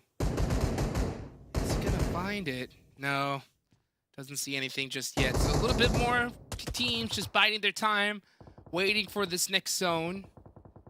Rin looks to be looking for some information as he tries to get the high ground. Color shocked, right? And EnHyper looking for high grounds. Can you believe it? I've not seen a position where NHyper was not on top of the high ground yet. Anytime the camera is on them, they're either going towards the high ground or they're already at the high ground. Hey, it worked for Obi-Wan Kenobi, right? Why wouldn't it work for them? Yeah. Here comes Excuse. And MEZEXIS. It's just Remix for now, though, Jukes. Remix always great with those pre-nades. That might be a good bounce. Is the bank open? Ooh, that hurt him. Yeah. And there's the rest of MEZEXIS there to set up the trap. So I love how the fact that they're using their teammates and the DBS shots from Remix. That's probably one of the last players you want to get into a CQC battle with. Got them nades locked and loaded. I love how Remix is playing this. Yeah. Oh, another pre-nade, or not pre-nade, another nade. And here comes the rest of the team. Remix going aggressive earlier. Oh, Trick goes down. Now it's a 3v3. Remix, is he good with that nade? They are swarming. They're jumping the walls. They're hitting their shots. Inactive. Goes inactive once again. Gets knocked. Remix, is he going to go for the reset here? It looks like we are hearing some third-party shots from across the way. Here comes X-Straight, looking to extract the rest of his teammates out as he's doing some jump shots. He is ready to get into the action here. Remix is trying to survive. Trying, and he will survive. Gets a nade off. He can't get a first nade off. May as well. Oh, actually, no time. Confirms. It's a little bit late for that now. He's getting pushed. It's a 2v1 push. DBS is in hand. Can Remix get it done? He cannot. And that is MEZEXIS taken out. It started off with them getting the opening, but after that, it just all went down the drain. All down the drain. Nothing they could do in that position except fight it out and hit those shots, and they could not hit them. QZ says, oh, I heard something over here. Is that some elimination points? I think so. Staying in the blue zone. Yeah, this is how NHyper likes to play it. They don't go aggro. They just peek out, be annoying, see if they could get lucky with one confirmation point. And that's QZ heading back into zone. Because the new zone shifted north. We are not going to get that castle finish, unfortunately. Wah. That would have been so fun. Yeah. Wah. Oh, well. Ready to read my new book called Wah. Maybe next time. Look at Go, Go, Go. He's going. Swim, swim. Oh, yeah, back to what we were saying. So if you had a player named Go, Go, Go on your team, yeah. Do you call him Go? Because the comms would be like, go, go here. Or something has to be changed. That's the kind of guy I just call Bob. You know what I'm saying? Bob. You got to give him just a different nickname. You can't go wrong with Bob. Yeah, because that was not going to get construed with anything. But look at this zone. It has bobbed its way up to the north, and there's hardly any teams in this circle. They have to start moving. All the teams on the south got to move on up. K19 in a great position right now for them. That's a compound, too. Pretty isolated from everything else. They could survive there for much, much longer if they choose to. You got Canary from Phoenix Esports popping some shots, not hitting, and they also got to make a move on. It's so difficult to tell out of all of these teams having to move north, who's going to be able to make it in. Yeah, and Zute, speaking of that, after just looking at this zone shift, who do you think's going to win the map as we hit zone number 5 here? I mean, I'm going to go with the easy pick. K19, they're just in prime position. Tell you. Big brain synergy right there. I'm going to have to say the same thing because they are really in a great spot, but can they hold it? That's the question, right? You can always get gifted the zone, but how are you going to use it to your advantage? Are you going to just sit and let teams push up on you for free? Or are you going to get aggressive and make sure nobody can even move? That's the question. And you know what? Speaking of move, everybody is going to get a move on it in the next 30 seconds. And NHyper still continuing to slowly fight their way in. Slow and steady wins the race for them sometimes. And oh, GK first. That's why you put him in the front. He will just stay alive, and the supporting fire actually gets the opening. GK first, still not stopping. Still continuing to peek up and shoot. We heard Jason talking about GK first, how he was the top fragger in PMPL EU West. But the trouble was, he was too aggressive sometimes for the teams. I think in NHyper, that's what they need. They need someone to be more aggressive on the team, and it is working out for now. Looking real good right now. Let's see what GK First can do. Can he go and get that finish? Possibly even catch Kai from across the way. Look at these nades, looking real good. As they are holding this side of the zone. Always looking for a little bit of that high ground, like we said earlier. Here comes Skills of Mind, pushing it onto Mobility Gaming. Team Mobility, good defense to start off. Gets one, gets two. Asa with the DBS. Oh, so many DBSs here. And they are going to successfully probably keep out Skills of Mind. Skills of Mind down to one player. The Team Mobility, they have to move just a little bit into the zone as their compound is covered by blue now. They'll leave one player up from Skills of Mind, which might bite them in the butt later. Ooh, this is zone 5, so Papa Blue is going to start chunking teams. I'm not even sure if Asan, and he's barely going to get into this next zone. As Versa has his eyes right there on the Chosen. Nice smoke. We're seeing a nice little smoke wall come from them because the zone has shifted once again. They have to either fight this one out or start moving. Yeah, and they are going to fight it out. He drives right into a nade, gets ripped out of his car by stopping it with the DBS. Imagine getting DBS'd out of the car. Pre-fire from Versa, not good. And the Chosen, they're going to be able to stay alive a little bit longer. They actually have 4 players up. It's Team Mobility on the back foot. Suppik gets a heal off, a clutch one, as he was down to like half at HP. Ooh, that was really well cooked. As well, Versa is beat up. And the longer this fight goes, both these teams need to realize this fight needs to happen now. Like, they have to just run up. Otherwise, Blue Zone's going to take them out. Both. Go for it. I think the Chosen got at least one, if not both, of TMG. So the Chosen should know TMG's very weak. Are they going to get in the vehicles and send it? Yeah, I think they're going to go risky. And rather than fight, they're just going to smoke out, just get in the vehicles and start running. But Versa's got an angle. Oh, they should push this. And they are. They took a while, but they're pushing now. Here comes Suppig in the car into the smokes, using the car as somewhat of a distraction, a decoy. Versa playing very, very patient behind this rock, and no bites. And the Chosen, they're going to leave. Yeah, they're going to leave. I would have liked to see them kind of push the action to get into that fight. So now they're having to pretty much blind rotate. They did get to see a little bit up this side, so are they going to be able to get in there? They do get caught by Mobility from the back end, but that is that rotation you're going to have to make. But, oh my gosh, you have to make a player sacrifice on a rotation like that, and they had to sacrifice 3? Jukes. It's 10 points. Anying. Oh, hold on. Maybe Onion can pull something off here. I thought he was for sure done being the last one alive, and nope, yep, he goes down.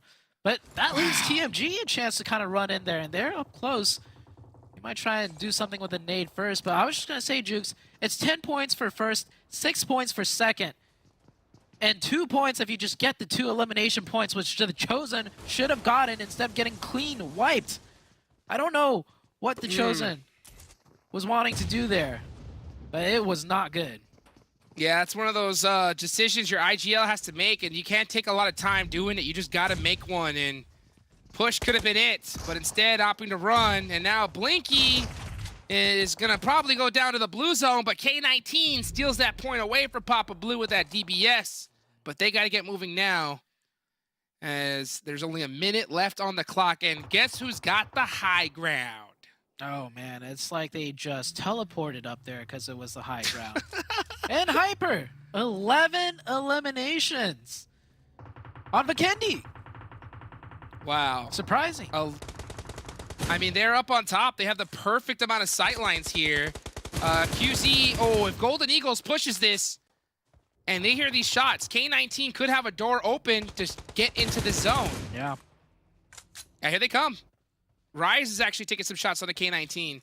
If they were smart, they would kind of look with Hyper and shoot them together rather than at each other. But man, K19 is going to make it into this next zone very, very dangerously. It's going to be a heck of a battle. GK First catches Stranger from Golden Eagles.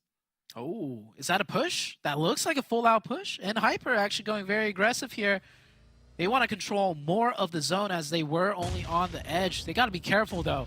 One overstep, one player getting knocked, and that's Golden Eagles, or maybe even K19 third-party QZZ over the top. Can't get any clear sight lines as the enemy players are right below him, GK first. If anyone could get it done to start off the fight, it would be him. But look at this, Hodgers. K19 are even closer than before now.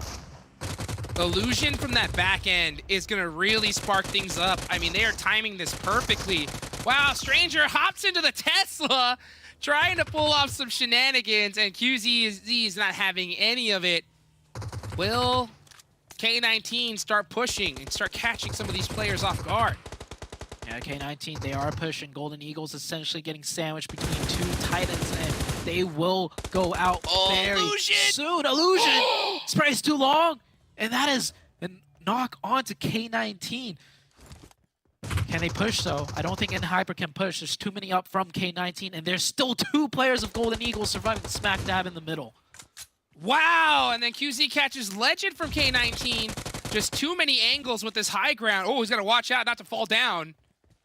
So he does stay up for a little bit longer. K19, I'm surprised that they did the split like this rather than just use their numbers advantage. QZ is going to make the hot down. He is hungry for it. He's pushing. Gonna find some nades, though. That's going to help. Yeah. Well, this new zone doesn't change much. Keeps everything the same. Just centers into the middle. Golden Eagles, they're trying to survive for as long as they can, but QZ with those newfound nades are looking to clean out this team completely, and that might be it. That nade is good. QZ is good with the touchdown. Now we're down to a 3v4, but the 3 players, they have the high ground, and it's not just any team with the high ground. Jukes, it's the team that's the best with the high ground. It is Hyper. Oh, Illusion, though, with the clutch nade onto QZ. He's out of position. One of his teammates is going to have to jump down. GK First is going to have to jump down in order to pick him up. Yeah, you can see him trying to make a decision. He's actually going to go for the shots here. That's going to open things up for K19. They're going to run out in the open. You got to hit those shots, Poppy Sour. Ooh. Oh, that'll do it. Oh, Ren got angled, though, on the other side. So that brings things back, and he's got the crossing goal. If he could get that knock, it'd be huge for GK First to help him out. And the 1v2. The nade over the top flies a little bit too high. GK First eats no damage whatsoever. However, K19 is up close and personal. They could live down here. GK First gets Poppy Sour. Poppy Sour pushing by himself, not with the team. Ren goes down on the other side. Illusion stuck in a 1v1, and K19 wins it! Wait a second. What happened? Huh? What happened? Oh my gosh! I saw 4x DBS, and then I saw K19 win. Wait, I thought Hyper won his 1v1 on the other side, or did he go down? I guess he went down. They both had to get out angled right there. Oh my gosh. I mean, just a crazy play. K19 clutching out that win at the end. That was a risky 2-2 split. Oh man. But they were able to just barely finish it out. I mean, that was insane.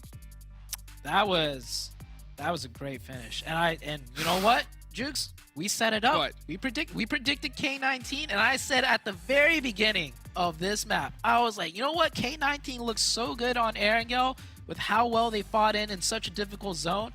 Today's gonna be their day, and it is definitely their day. This map, they took it by the reins. They took it by storm, and they got the chicken dinner. 10 eliminations, Hot Jukes. Ooh, and that was on the Hyper at the end. That was brutal. I mean, one thing I think a lot of these teams are going to really start looking at, though, is that high ground. Okay, because Hyper always puts themselves in that position. And even though K19 had the man advantage, that high ground was just so good that it was a close one. It was a close one. Yeah, I mean, those shots on that left side, we almost saw QZZ take out that double, but I mean, beautifully done from K19 to be able to clutch that one out at the last second. Yeah, they definitely clutched it out, but there's going to be more clutching to come as we have a few more games to go, so don't go anywhere. We'll be right back with a quick break.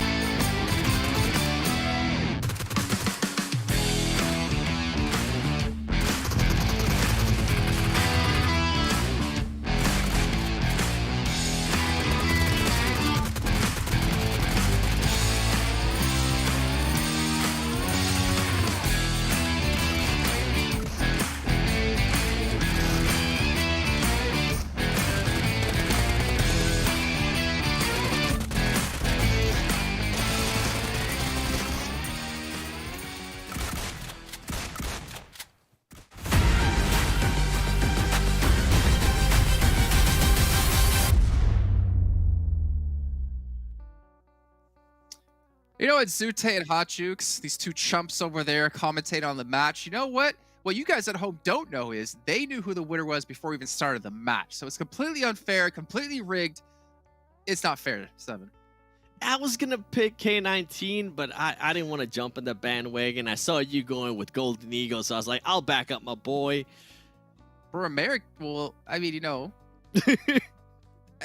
right? Yeah, It's worth it. But either way, we ended up losing. Our other team that we had hopes to make us not completely lose, I guess not allow Hotjukes and Zute to win, didn't work out too well in the end. We saw GK first there getting knocked down. But either way, both teams playing well. Nice to see Hyper step up again because we kind of wondered where they've been going. But before we can even really dive into our standings here, our rankings from the last match, got to give a big shout out here to Monster Energy, our official energy drink partner here at PMPL NA Spring 2023. And you know what, Seven? I think we need to crack open a Monster at some point. We have this little thing over in Western Europe where we can see you could drink Monster out of the weirdest thing. Max tried it out of a chocolate fountain. Didn't work. He made a banana bread with it. Worked out well. I didn't taste it, but I'm assuming it's delicious. But you know, it's also delicious here. And Hyper, 21 points, 15 eliminations. Our biggest elimination game so far today. Yeah, the first two games, they had 5 on both games. This one, they just blew it out of the park. 21 total points. I was really hoping they would get the win, not only just to not allow Hotjukes and Zute to win with K19. That was the main part, right? that was one of the main ones. But they were just positioned so well, man. They focused so much on Golden Eagles, and I gotta have to give Golden Eagles some props too, because this is a team that has been performing really, really well when it comes to Vikendi. This is starting to become their map, so it's impressive for them to see that out of them. But K19 as well, 20 points. That's gonna be massive. Team Mobility finally getting some points as well, 6 points, and then we're just gonna go down a little bit more. The Chosen, a team I know a lot of people have expected a lot coming into the season. 4 points for them, and Execute not being able to follow up after getting that massive chicken dinner earlier. Well, you can also see, I mean, teams like YKG in there at 14th place, only 1 elimination. MEZEXIS was also kind of a letdown. I know we'll see this clip a little bit later on, but seeing Remix open things up against Excuse like that was fantastic. They weren't able to, unfortunately, capitalize off of that. But you know what, Seven? I think it's time to check in with our overall standings. It's been a while. It's been 3 matches. We got 2 left to go today. But I'm curious who's going to be leading the team so far, and it will be YKG, but only by 2 points. And I'm not really surprised at this standings because WALLSTREETBETS, we talked about it earlier, they just have not been consistent at all today. It's currently not going their way. WALLSTREETBETS moves down to 3rd place, and in Hyper with this past performance, I feel like this definitely pushes them up there to that 2nd place. YKG, though, I mean, we saw what they were able to do in Sanhok. We'll see what they're going to be able to do here in the next couple matches too. Golden Eagles, I feel like Vikendi's definitely saving them there. They haven't had the best days, but 89 points for them. And then we're going to keep going down a little bit more. MEZEXIS, I mean, we'll talk about it during the clip that we're going to show you, okay? Yeah, because I felt like they could have at least ended up in 4th place if what almost happened would have actually planned that for them. And then Execute, 72 points. Well, also K19 getting a nice ranking increase here in 8th place with 70 points. But also important to note, like, keep in mind, we still have 2 matches today, 10 matches over the next 2 days, so 12 matches in total, and then we'll have that first week done.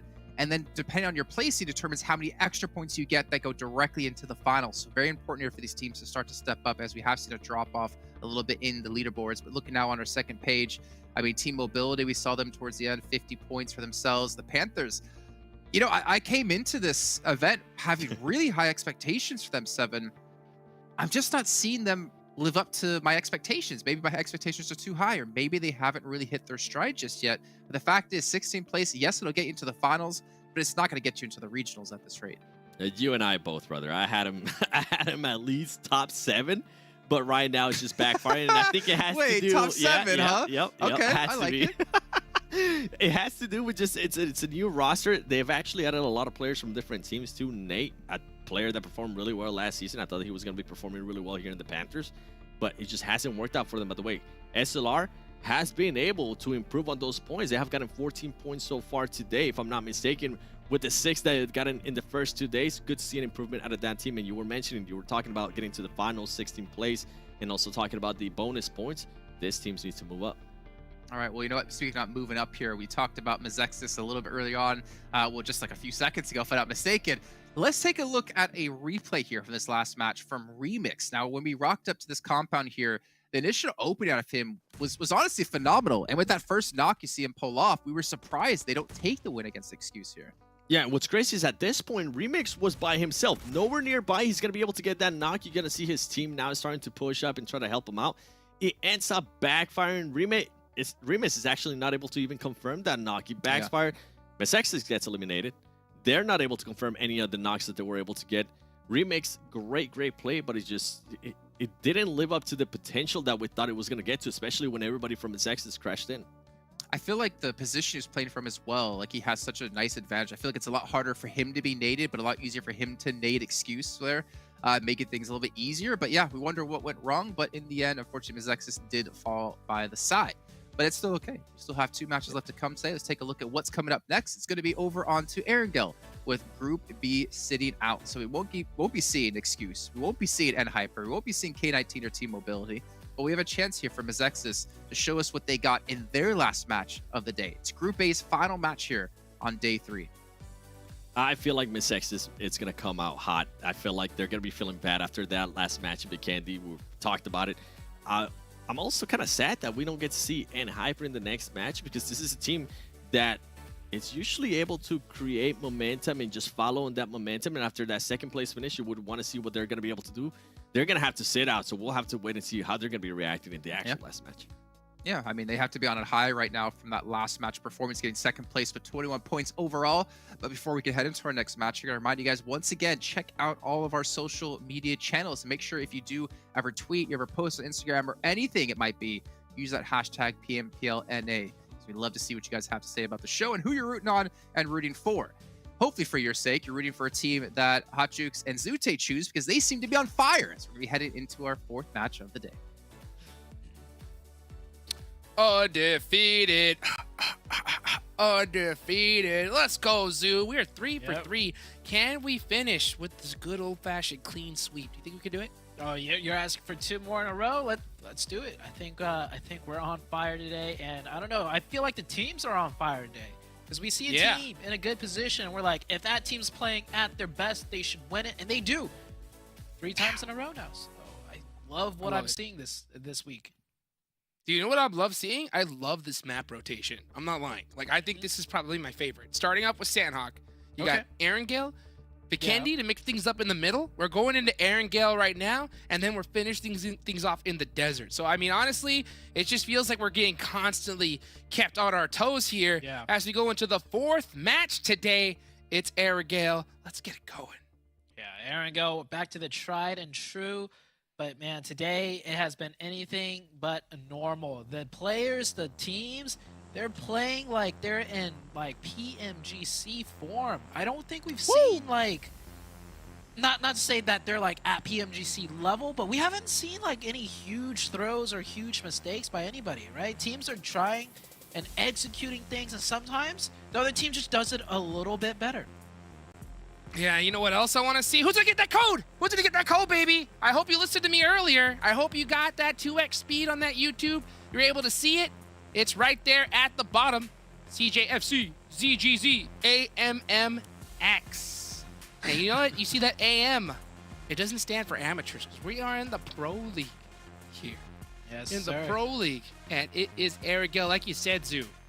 These teams have been playing this so well. I don't mind watching teams go down. It happens, right? It's the game. Someone's got to win, someone's got to lose. Sometimes the position that you're stuck in, there's nothing you can do. But I want to see that you use those positions and absolutely maximize them, playing them the best way you possibly can. And I think we're seeing that a lot today, like you mentioned earlier. Yeah, like on that Vikendi game when Execute lost on their push, right? It wasn't like they pushed in 1 by 1. It was just the other team, the defending team, I believe. I think it was Phoenix. Maybe it was a different team. But they just landed 2 amazing nades back to back. And that's what shut down the Execute push. We saw Execute. They even, loop back around to push in from a better angle rather than crunching in from both sides in a 2-2 split where it could get a little bit hairy against a 3-man team. So it's like everybody's playing on point. Sometimes the other team just plays better. And then, of course, the third parties. And it's MEZEXIS and SLR once again. This is a flashback to day 1, game 1. And it is MEZEXIS starting it off big. But SLR, they get the trade and the confirmation. First Frost finds the S12K. That's the gun you want. We did see him. Oh, I mean, what? Wait, huh? Goodbye. Oh my goodness. Peralta goes down, and so does the entire team of Super Lazy Reflex. That is the biggest 0-2 I have ever seen. Jukes, I looked away for like 1 second because the cat was like, you know, nibbling on my feet. And then the fight was gone. He's done. Oh, well, hold on. Hey. Oh. 1 pump, 2 pump. But he can't get the 1v2 pump. There we go. Trixie boy gets the return. Man, we're starting off hot. And hold on. Oh, hold your head. Oh my goodness. This is Puppeteers we're talking about. And this is the play. This is definitely the right play. 3v1 Trixie boy. Don't let him thirst your teammate for free. Can he get another one? No, he cannot. He actually does. But that should be a quick revive from Go Go Go. And I don't think Skills of Mine is fast enough to react to that one. Yeah, Boomba. He's got to run back. No vehicle to crash on in with. Beautifully done by Puppeteers. That was you mentioned it perfectly. That was the right play. Yes. Full send it. Go get those 2 points for 1. Yeah, you lost a player early. That is what it is, but you maximized it. This is what we've been talking about, folks. This is the stuff we've been waiting to see from these teams. Throw caution to the wind. Just go for it. I mean, it makes sense, 3v1. And on the plus side, you get more than just 1 point because there was already another player knocked. So that's a 2-pointer in a 3v1 situation. And this is the Puppeteers, right? What other team, other than the Puppeteers, would react that quickly to just go for the ELEP point? Right. Me, I don't even know if Hyper would. I think they would probably just be thinking about it and trying to figure out where can we get the high ground. You know? Yeah. And how Hyper, can we do this? They probably send 1 player to high ground to provide an overwatch angle. The other 2 go in. They'll start off with nades first. The other guy will juke a few nades, and then Skills of Mine, the other players will show up to help. And Hyper, they might win that still, honestly, with that playstyle. But that's just the difference in playstyle when it comes to the Puppeteers and some of the more reserved teams, right? We see Puppeteers. Correct. Like, you just scroll back to Sanhok towards the very end. When the zone shifted a little north, Puppeteers, right? They had the zone to their north on that shift. They could move like 20 meters into zone, or they could hop into their car, drive the complete opposite way where they got a knock on a member, and just full send that team 2v4. And that's what they did. That's exactly what they did. Oh my goodness. Let's see what everybody else is going to decide to do, though, here. The Panthers have not woken up today. They have been asleep to start this off. I think they're probably one of the final teams we need to see wake up. If the Panthers wake up, this might be one of the best NA PMPL days I've seen. Yeah, it would be. Well, there's SLR. They haven't...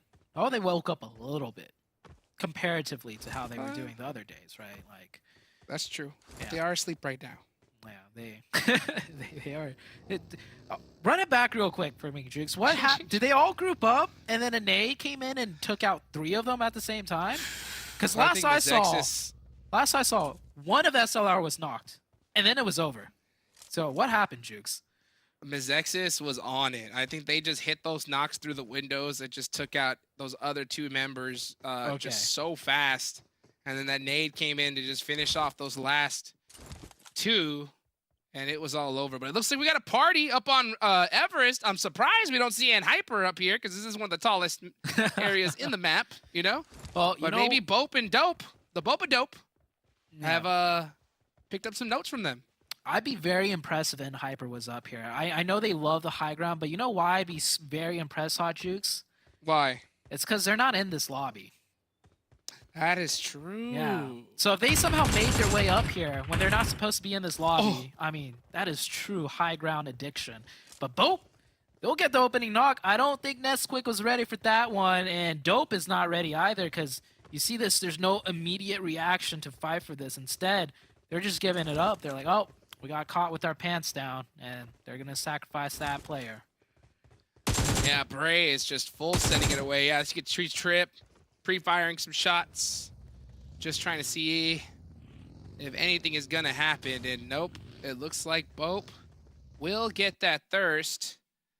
Sometimes we see some of those miracle crawls down Everest, but Oh, no way. I doubt we're going to see it here. Crawling all the way down out of sight lines and then getting the sneaky revive. That's crazy. Golden Eagles, they had a great game just now on Vikendi, but the Chosen, they're going to put a stop to that one. Rise, down and out. Finished and Beowulf flushed. hit them brakes. Beowulf just said, that is a little too fast for us. We're going to go ahead and hit that reverse, just like we saw Dope do earlier. Ooh, look at that. What is Look at that, Zute. Beautiful. Looking good, looking good. What color is your Bugatti? I don't have one, sadly. I need to get one. Yeah. I need to get one because that is looking slick right there. MEZEXIS. Hopefully you guys can get one with some of that UC. If you do, let me know. MEZEXIS coming up. Time to a third, well, not really third party, but contest this. And it looks like BOPE is ready. BOPE heard something. Yep, he knows now. Hyro knows. Hyro definitely heard something. But is he going to see this angle on the left? Oh, he doesn't. Remix. Caught him. From the side. Right in the butt. He goes down. Not able to get Joey'd. revived. He gets Joey. Oh, man, getting shot in the butt. Always a pain. And yeah, they're not going to be able to get the revive. They shouldn't go for it either, because if they see Nice a player pre-fire. go up there, that's a nade. That's a 2-for-1 special. And you don't even need to go up there, Jukes, to eat the nade, because Inactive is just going to send it right over the top, and now it's a 4v2. Here comes the push. MEZEXIS looking good. Full sand time here. Absolutely. Can Fuego be on fire? Just goes up a little too fast. Yeah, and that is it for BOPE. Remix is going to finish him off right here with this S12K. And it's all done and dusted. So BOPE eliminated. MEZEXIS doing, that's 8 eliminations? They finished They're doing SLR. so well. And I think, wait, was that a 3v4 push? Oh, yeah, they lost Peralta against Super Lazy. Wow, so they had 3 to start off with, and they're looking to pick fights on Mount Everest of all positions. Sheesh. MEZEXIS. Oh my goodness. And they got the high ground. They got one of the best spots here in this next zone too. They don't got to go anywhere. Fate. Oh my gosh. Talk about a trap. I don't think they're gonna see him here. Yeah, but he's by There's himself. no way. Execute. They're gone. It's just only Fate. And There's no way he saw him. Oh no, did he shoot? Yep. Fate had to have shot or something. Nah, I think they just knew. It was probably no a way full they on. saw him? It was probably a full on fight here, and they're like, "There's one player left. Where could he be? Probably in a bush. The bush. Probably in a bush." See, Phoenix learned from the Knights a long time ago. You have to check every bush, Zute. Oh. Every bush. I don't remember exactly what happened, but it's probably something about a bush just destroying the Knights team, right? Let's put it this way. Knights, 1 point away from making it into the global finals. I remember now. That's right. It was on Erangel. Didn't check a bush in Erangel, Yeah. and they got squad wiped. It was the at the last garage second. compound west of Rozhok, right? That's correct. Oh. That is correct. Man. You gotta love Throwback. this game. These moments, you just remember them. It was so good. It was so good. YKG coming up onto Wanted Vigilantes here. YKG looking to pick up some more elim points. Wanted Vigilantes, on the other hand, they want nothing to do with it. No, they do not. They are saying, you guys can take Potato Hill. We're going to go ahead and head on out of here from Pachinki. And we're going to start sending it on over, possibly to Gatka. Rotated on here. This is always a fun zone. There's a lot of different areas players can take. Hopefully, we do not see a Ruins finish. I'm not in the mood to see a Ruins finish today. Yeah, it's a little too messy. A little too chaotic. That's a good... Gatka, baby! Yes. Bring in the chopsticks. Wide open field. Let's go. Yeah, chopsticks finish. That's what I want to see. Yeah, chopsticks. Chopsticks is like chaotic, but at the same time, it's so tactile. No, tactile. Tactile. Yes, it is. Tactile. Especially when you get 2 teams in the chopstick, and they're both in a 4v4 head-on, and it's just like a chess match back and forth. Well, look at the great migration right here. Skills of the mind all the way up top. They're a minute away from getting into this zone. Car crash. Can we go back to that? Oh, I think Quan went down because of that car crash. Oh my gosh, so many teams just mad dashing in here. Who's gonna get here first? Then it is Angry Amateurs. Dope. They gotta evict that real quick. But look at this, the Chosen. They're already kind of set up around this area as well. This is something that Angry Amateurs needs to work on right here, because vehicle rotations are one of the most underrated things that teams need to do, right? And there's a perfect amount of distance that you have to keep each vehicle when you're rotating to a new spot. And Angry Amateurs were completely 2-2 split. So if they get pushed on here, they're going to get evicted. And I think Angry Amateurs feels it coming. Yeah, they kind of have to stay at this point, though. Just play loud. Play like you're more than a two-man team. That's what I would do. Supra, yeah, one of the team members that got separated. And you can see Angry Amateurs have all four, but they are nowhere close to grouping up together as four. Goodbye. There goes one, just like that. Remix. And when you get separated, you are done and dusted.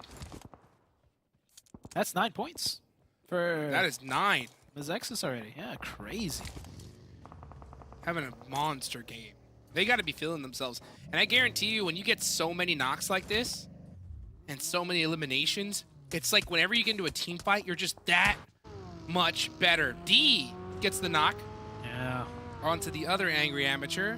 And MEZEXIS are going to send it down into the tunnel over here by Chopsticks. Yeah, MEZEXIS, they're on the hunt right now. They're looking like they just want to pick more fights, especially with how on fire they are. They're going to run into the Chosen, though.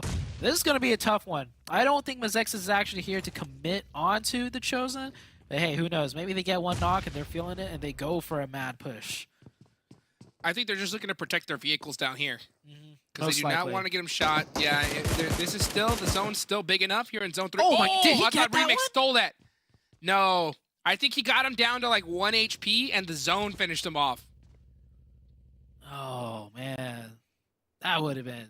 Like, that was a player that got knocked from the north side from WALLSTREETBETS. And then he crawled over the top of the ridge. And if somehow he stole that away, for him to even look back there, for what reason, I don't know. That'd be crazy. And here we go. Chopsticks. It is. The Chopsticks finish, baby. Here we go. Now, my question is this. Imagine if Angry Amateurs had all 4 in their position here. Yeah, it would be a completely different game for them. But a tough spot. Now, they, like you mentioned, they really have to play loud and almost fake that they have a full team because they do not want to get pushed up on for free. Because the second a team realizes that there's only 2 in this compound, they are full sending it. We'll see if anyone can decide to full send it, though. Because that's always a tough call to make, right? Full sending center compound when getting shot at. It is so risky. Puppeteers get eliminated. Looks like they hit their quota. You know, 3 eliminations. We'll stay away from the placement points. Thank you very much. Man, they just hate placement points. It is wild. Puppeteers getting so many limbs, but staying into that late game just seems to be troublesome for them. Big time. So they are done and dusted out in 12th place. Young Kings have 2. WALLSTREETBETS has 1. And MEZEXIS are looking to move up the leaderboards big time here. They only have 2 players, though. So can they hold on? I guess that's why they're playing so sneaky in these tunnels here. I got a question for you real quick. What's you up? refer to YKG as Young Kings. Obviously, YKG stands for, quite literally, YKG. But is the YK Young Kings also? That is their nickname. Oh. That's why it's YKG, and they got the crown. Young Kings Gaming? That's right, just good old Young Kings, dude. The Young Kings. Matter of fact, Powerbang gave him that crown. He crowned them himself. Oh, okay. So they are blessed. We're getting a little bit of lore now behind the team. That's right. YKG lore. PB made their logo in just a few minutes. So they are blessed by the good old big peanut butter himself, Powerbang. I love Can it. they make him proud? That's the question. They're doing great so far. Let's see if Chico can land these shots. I don't think he can. That's going to be a hard one to make.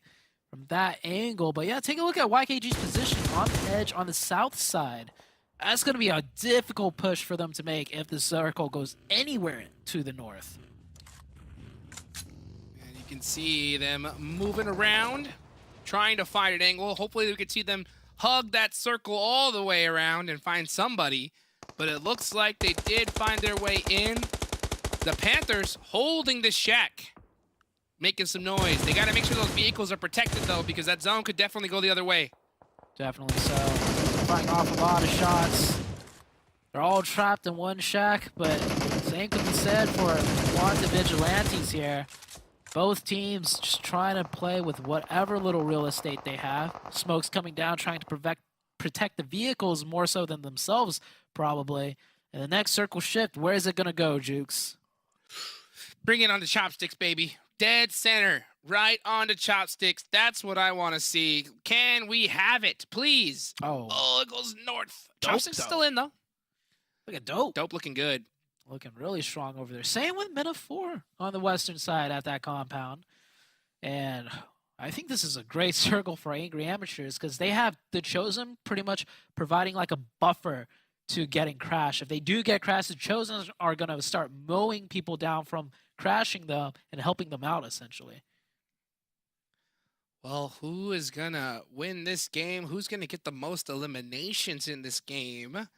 Zute, I think that you've already got MEZEXIS picked for that. I mean, easy. Oh, I mean, they already have 9. Can they hold on, though? And will another team possibly surpass them? Phoenix has quite a few as well. Ooh, and now Trick goes down to MEZEXIS, so it looks like they are getting pushed. Who could possibly surpass those 9 eliminations? That is the question. Here comes a push from YKG. Like I said, this is going to be a very difficult push if they have to go anywhere north. Not a lot they can work with from the vision lines up there. And it looks like they're going to push Rushy here, go for some points first. Coming onto the edge of zone. Rushy doing the best he can within the smoke play. Getting some good damage in, but against 4 members, he's going to need some knocks at the very least. And there we go. Joey up to 4 eliminations. YKG with all 4 up. Here comes the Panthers sliding right on in, right in front of them.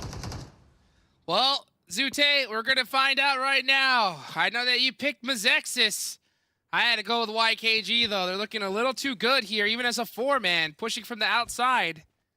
And Jason Kaplan has picked WALLSTREETBETS. Only 1 elimination so far, but they are pushing from the edge of zone. That is what they do best. Yep. It's going to be interesting to see who gets the most eliminations. Y'all predicted chat. Oh, Nate almost just got eliminated with that nade.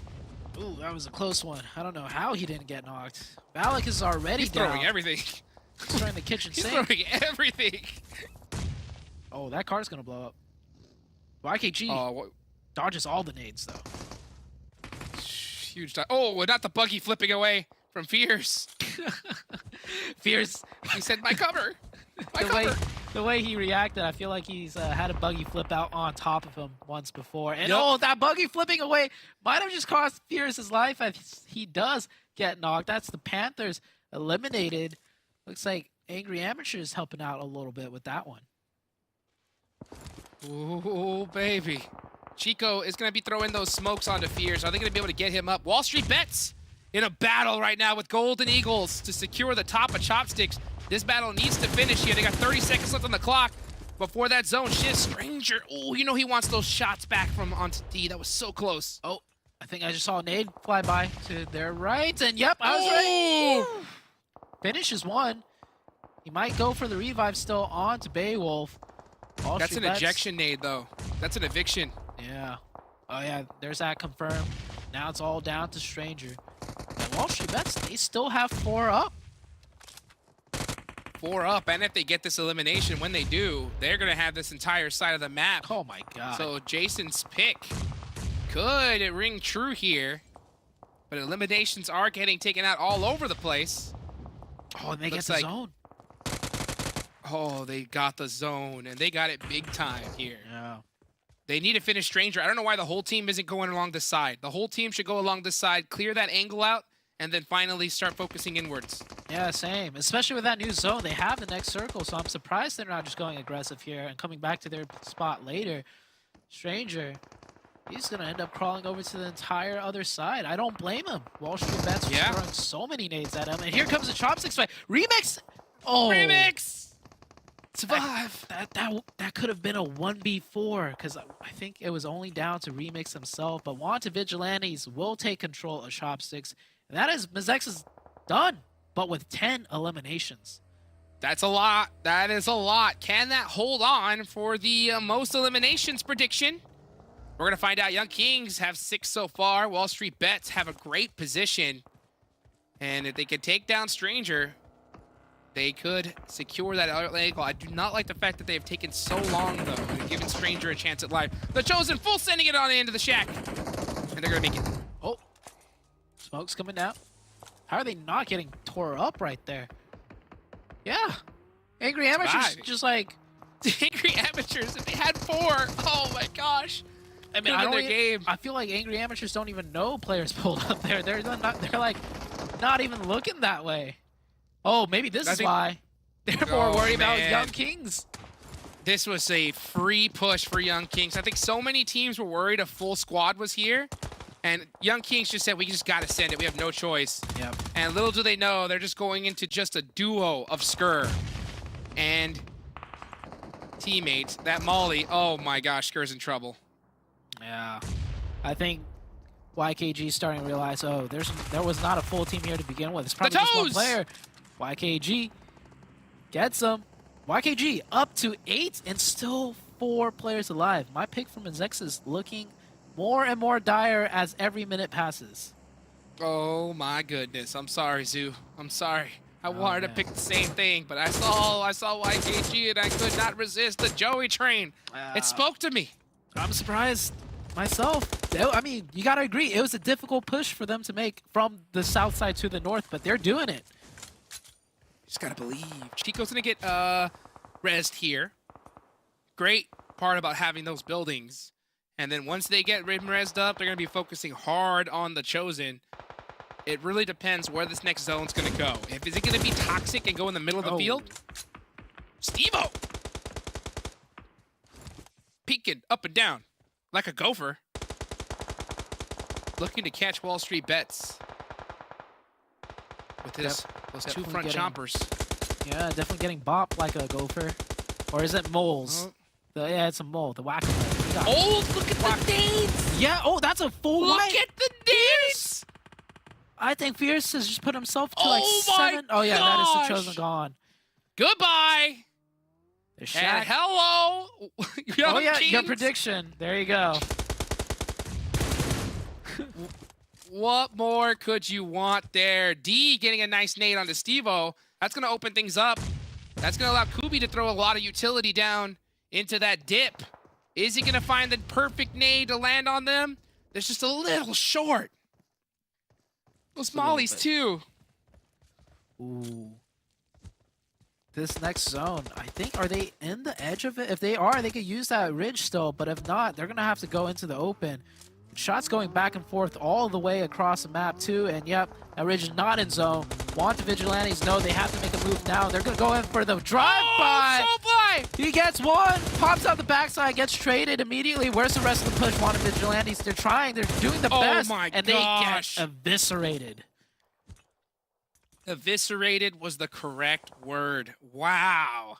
If they would have pushed a little stronger, just pre-fired, they might have caught them slipping, but D just straight mowed them down. And now Joey seems to be putting some work on the WALLSTREETBETS from downtown. D finds Robert.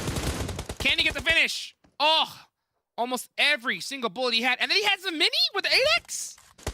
Ooh. Oh, look at this. Oh my gosh. They are farming. They're eating up all these eliminations. Just feeding right now. 15. Oh my god. 15, Zute. 16 now. Make it 17. Yeah, I think you got this. You got this one in the bag. Are you sure?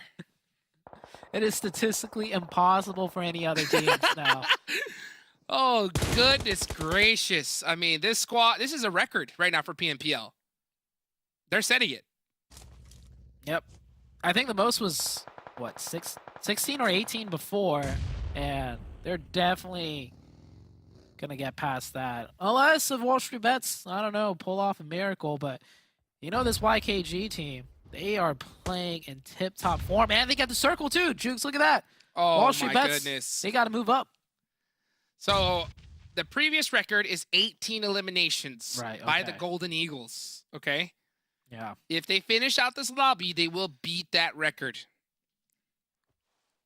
They're going to do it. It's looking good. I mean, unless these teams realize, like, hey, you know what? And they just go out to blue or nade themselves. But I think Wall Street Bets. Yeah. Hayuya might do it, but Wall Street Bets, you know they want this. Hayuya. If he gets one and gets the thirst, maybe Wall Street Bets has a chance. We'll see. How do you feel about him putting that gas can right behind him? That's a little risky. Definitely. I'd say pick up the gas can at least. You could drop everything else. You don't want that bomb, essentially. I see you. But it's going to come down to a snake off. No more sightlines can really be had, it seems. So it could go either way. We've seen how these snake offs go. Sometimes a 3v4 goes in favor of the 3-man team. Oh, man, dude, this is a tough finish. I've had some finishes like this myself back in the day. Reminds me of the old Star Challenge days. This is a tough one to hold right here because there could be players anywhere. And you can see Fears has already found the perfect bush. Joey as well.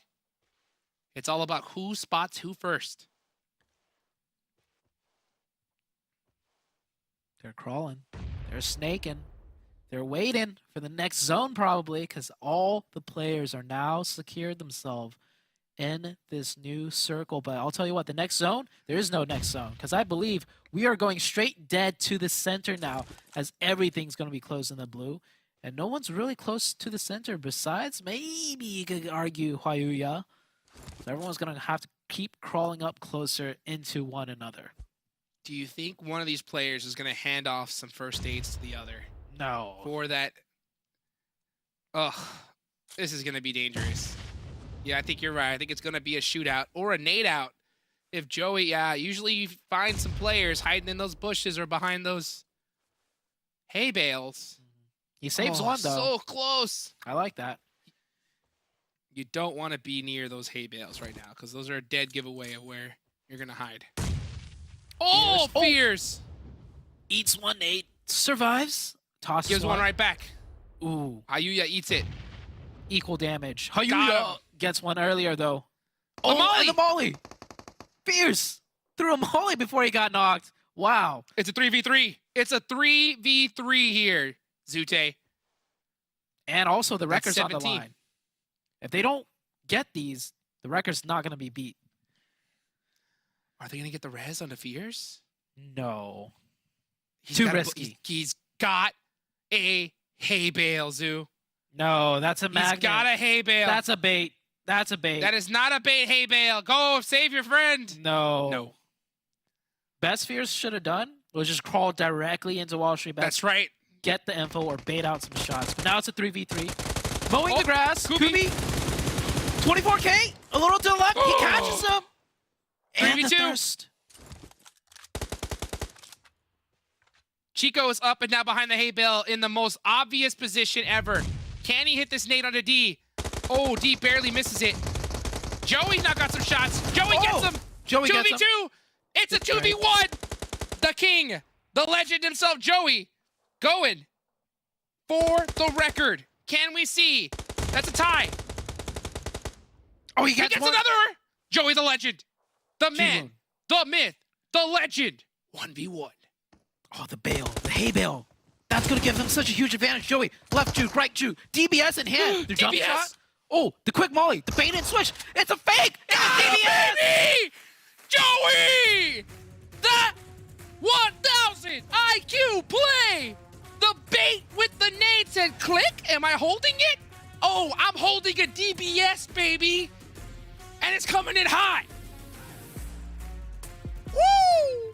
Yo, you love to see it, man. You love to see, like, okay, what I absolutely love about that game ending play is that you see some players, right, with these super fast fingers, these quick lean peaks and all of this, but it doesn't usually come in super clutch. But that right there was as clutch as can be. And I've seen Joey do that fake nade so many times, and that time, it got them the record and the chicken dinner and one of the most amazing finishes. Joey, this is why it is the Joey train, right? This is why it's the my Joey gosh. train. All heads must bow. It is time. It is Joey's time to shine, baby. I'm telling you, I have believed in this man for so long. And just like that, he has committed PUBG Mobile history right there. Oh, if you want to make for a name for yourself, that is how you do it right there, ladies and gentlemen. Do you realize, like, how technically sound you have to be and how much clutch, how much ice water has to be in your veins to make a play like that, too? Man, that bait switch was beautiful. And I was looking for it. I was ready. I called it out the second he pulled out that molly. I was like, he's not actually throwing that. That's a bait switch.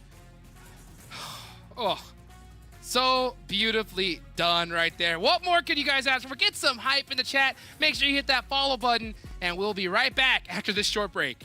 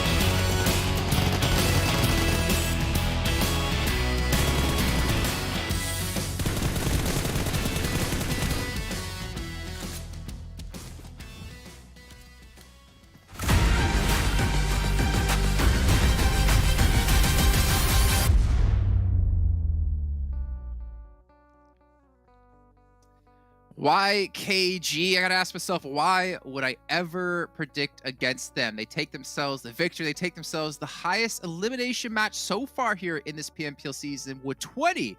And Joey really stands out here, proving he's a young king, clutching things out. 7, you got yourself a point here with your prediction, but YKG got themselves 30 to add to the leaderboard.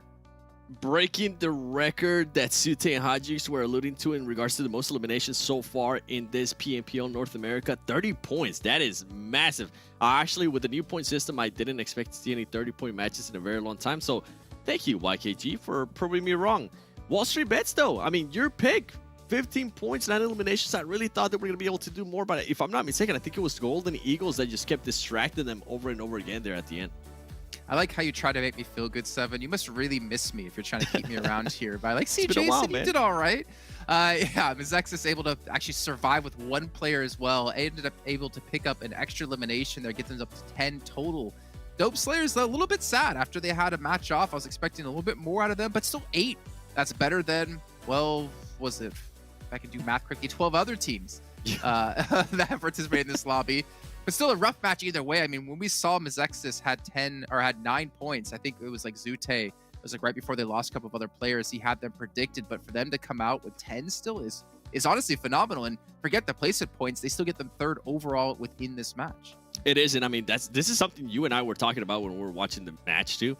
If you can get those eliminations and don't worry about the placement points at a certain time, I mean, just go for it, because this is a perfect example of how the point system is going to benefit those eliminations. And we keep going down. The Chosen being able to get just 3 points. And then Puppeteer, man.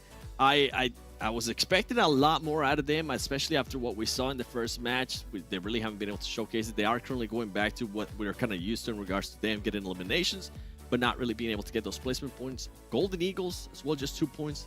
And then Super Lazy Reflex. That is the second time you get absolutely smacked by MEZEXIS in Gaka. Come on, you get the best. I'm just leaving it. I mean, you're not wrong. I'm just leaving it there just to really hit home for people. Unfortunately, but we can see here our damage dealers in this last match, and WALLSTREETBETS, considering they only had 9 eliminations, actually doing some really good damage, but obviously not able to confirm some things. But to be fair, I mean, YKG, they were picking up eliminations in fights they weren't even participating in 7. Come to the dark side, Jason. I'm not predicting them a single time, all right? I am determined to not do it just because of Hot Jukes and Sute. We have a lot more days to go. I mean, to be fair, that conversion rate from the damage that they were able to output before, when we have seen those 20 bomb elimination matches, it's usually up in the 3,600, 3,300. For them to be able to be that persistent and be able to convert that, that's amazing. The Chosen, by the way, not being able to convert all the damage that they did. I think they had 1,100 damage with just 1 elimination. Can't have that. Yeah, I was going to say, if you're going to talk about YKG and their conversion, we got to talk about Chosen there, but we're actually going to see coming in for YKG, Joey not even get the top damage, but he gets the top eliminations, and he gets the glory of closing things out for his team. He gets the glory, and I love that he was able to look out at other players too, and he was able to steal some of those elims too. You can see 9 eliminations, but only ended up with 5 knocks. And then you go to Chico. Chico has been performing really, really well today. And what I was hinting at earlier is that this is a player that people need to keep an eye on, because once he starts performing, he can definitely get on that groove and continue on with that momentum. Fierce being able to put up 563 damage is massive with 3 elims too. And 24K, maybe not one of the best matches that he had in regards to damage and eliminations, but we know what he's capable. I mean, during day 2, he was able to clutch up a win for the team in Miramar. So overall, you said it best. Everyone is performing in this team, and I feel like that's what new PUBG Mobile Esports is about. That's what the teams are kind of leading to. You have to have every single player perform. Nobody can take it off. Yeah, you really can't. I mean, thinking it back to like all the teams where you'd have like your pair boy standing out for Nova over in PEL, but then you have Order stepping up for the team as well in PMGC the prior season when he was actually the MVP, if I'm not mistaken. But let's take a look at a head-to-head really quickly between YKG and WALLSTREETBETS. I mean, kind of already saw the story mostly from the beginning when we were looking at our damage graphic as well, but the damage to eliminations for WALLSTREETBETS, unfortunately, not working out too well for them. When I picked them as being the team with the most eliminations, I was kind of hoping some more teams would go up towards their position, and once the Vigilantes did do that, they eventually did close things out against them. But, you know, YKG in the meantime, we're just picking up a limb after a limb after a limb. Yeah, and going back to WALLSTREETBETS, I feel like the big thing that hindered them was Golden Eagles. If they would have been able to get rid of Golden Eagles fast enough, they would have had perfect, and I mean perfect position to just start try to third-party other people, especially when YKG was coming in. They would have been able to get them too. So just bad timing and just taking too long with the fight with the Golden Eagles. Well, speaking of time, we don't have much time until we head into our final match of the day. It's going to be Miramar coming up next with Group A sitting outs. No Angry Amateurs, no Metaphor, no MEZEXIS, and no Skills of Mine. But we are having K19 come back off, I guess, the back technically of having to sit a match out when they won the one before that. I'm curious if they're going to be a real contender here. And you can let us know your thoughts over on social media. Just use that hashtag PMPL NA. And in the meantime, you know what time it is, 7? What time? It's go time. Hot Jukes and Zute, take it away. I thought you were going to say Joey. Is it go time, though? That is the question, Jason. Zute, final game of the day. I mean, this has been probably one of the best days that we've casted so far. How are you feeling? For sure. Today has been the best day so far, and we're only 3 days in. That's the best part. My gosh, and we're finishing it off in the desert, baby. Here we go. Final game of the day. Get some hype in the chat. Spread the word. Use that hashtag. I hope you guys are enjoying the show, especially all those people that won that UC, because it is right here. Oh my gosh, right there, right below. Type it in and type it in quick. Take the money and run. Because like Jason said, it's go time. It's go time. It's go time. 600 UC up for grabs. Whoever enters it in first will get it, and if you didn't, well, You snooze, you lose. Here we go. Final game of the day. I'm still just taking a deep breath. You know what I'm saying? After seeing just Joey greatness. Well, not just Joey as well, the entire squad. Chico putting up some crazy damage. This squad just, I mean, man, what more could you say? I really got to say, though, I think the big thing that really helped them out was Angry Amateurs, right? Having that position taken with only 2 players. Yeah, they were forced to fight it no matter what. But since they were only 2, it allowed them to take that side of the map relatively for free, as long as with 2 eliminations as well. Yeah, and oh, Joey, most eliminations now and highest damage. Legend. So we know Joey is the train conductor for the YKG train, but he is conducting this entire lobby right now with those stats. Correct. You know, we alluded to it a little earlier, Zute. The old tweet from Joey. Oh, yeah. Saying that he was fine-tuning his gun skill. After that play, I think it's fully tuned. You know what I'm saying? Yeah. It is tuned. Fully tuned. Clean as a whistle right now for Joey. And, well, this zone is going to be all the way to the northeast. We're starting off with somewhat of a hot drop. Usually this just ends up in a stalemate. But we'll see. It's WALLSTREETBETS. They've been feeling themselves. Will they actually go for a full engagement if they get an opening? Well, let's see if they are going to do it. BOPE. Love to be getting into them fights early on. And WALLSTREETBETS is in the same boat as well. My question, too, is will we see MEZEXIS next day come up hot? Because they are not playing in this match. Yeah. K19, they're back in the Go. lobby. You see them along with Go. K19, we can't forget, they have had a crazy day today, and they won the map before the last one, and they weren't involved in that Erangel match. So it's not like, you know, they had a chance to take down YKG. They just weren't in the game. So who's coming in more hot right now? K19 or YKG? Or it could just be another team that ends up taking out this Miramar match. We still have, you know, in Hyper, they love the high ground, and there's a lot of it to be found on this map. That's true. That is true. Plenty of high ground for everybody. Who is going to get it first, though? That is the question. I would not be surprised if we do see an Hyper there, because they always seem to find their way to it. As we're seeing Golden Eagles had a rough last match. Beefy stats. Look at that, 10 average eliminations on Miramar? Yeah. Wow. This is their map. And, oh, there's a knock. Kubi onto BOPE. Could be the full engagement now in Picado. Let's see it. Let's see it. Right now we're watching Apollo loot it up. Here we go. BOPE up on top of the apartment buildings. Looking for some angles. And yeah, this is the hard part is, are they going to get pushed up on single 1-by-1? That is the big opportunity for WALLSTREETBETS.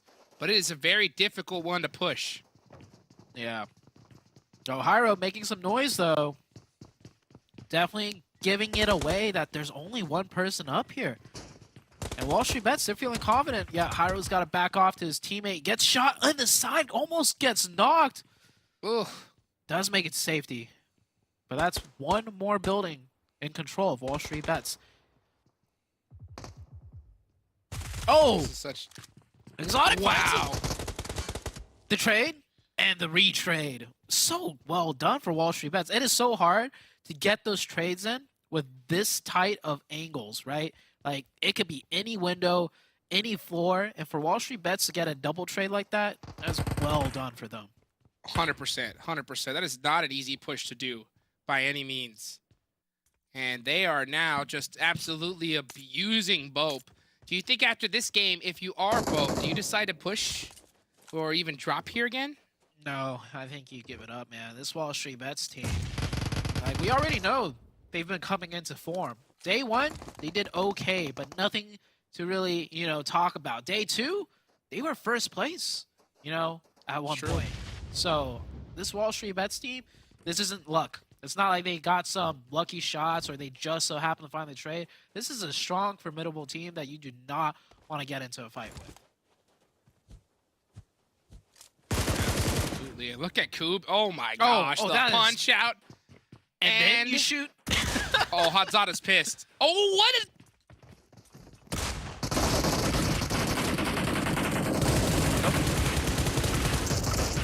Not even close. Oh my dancing on good. I mean,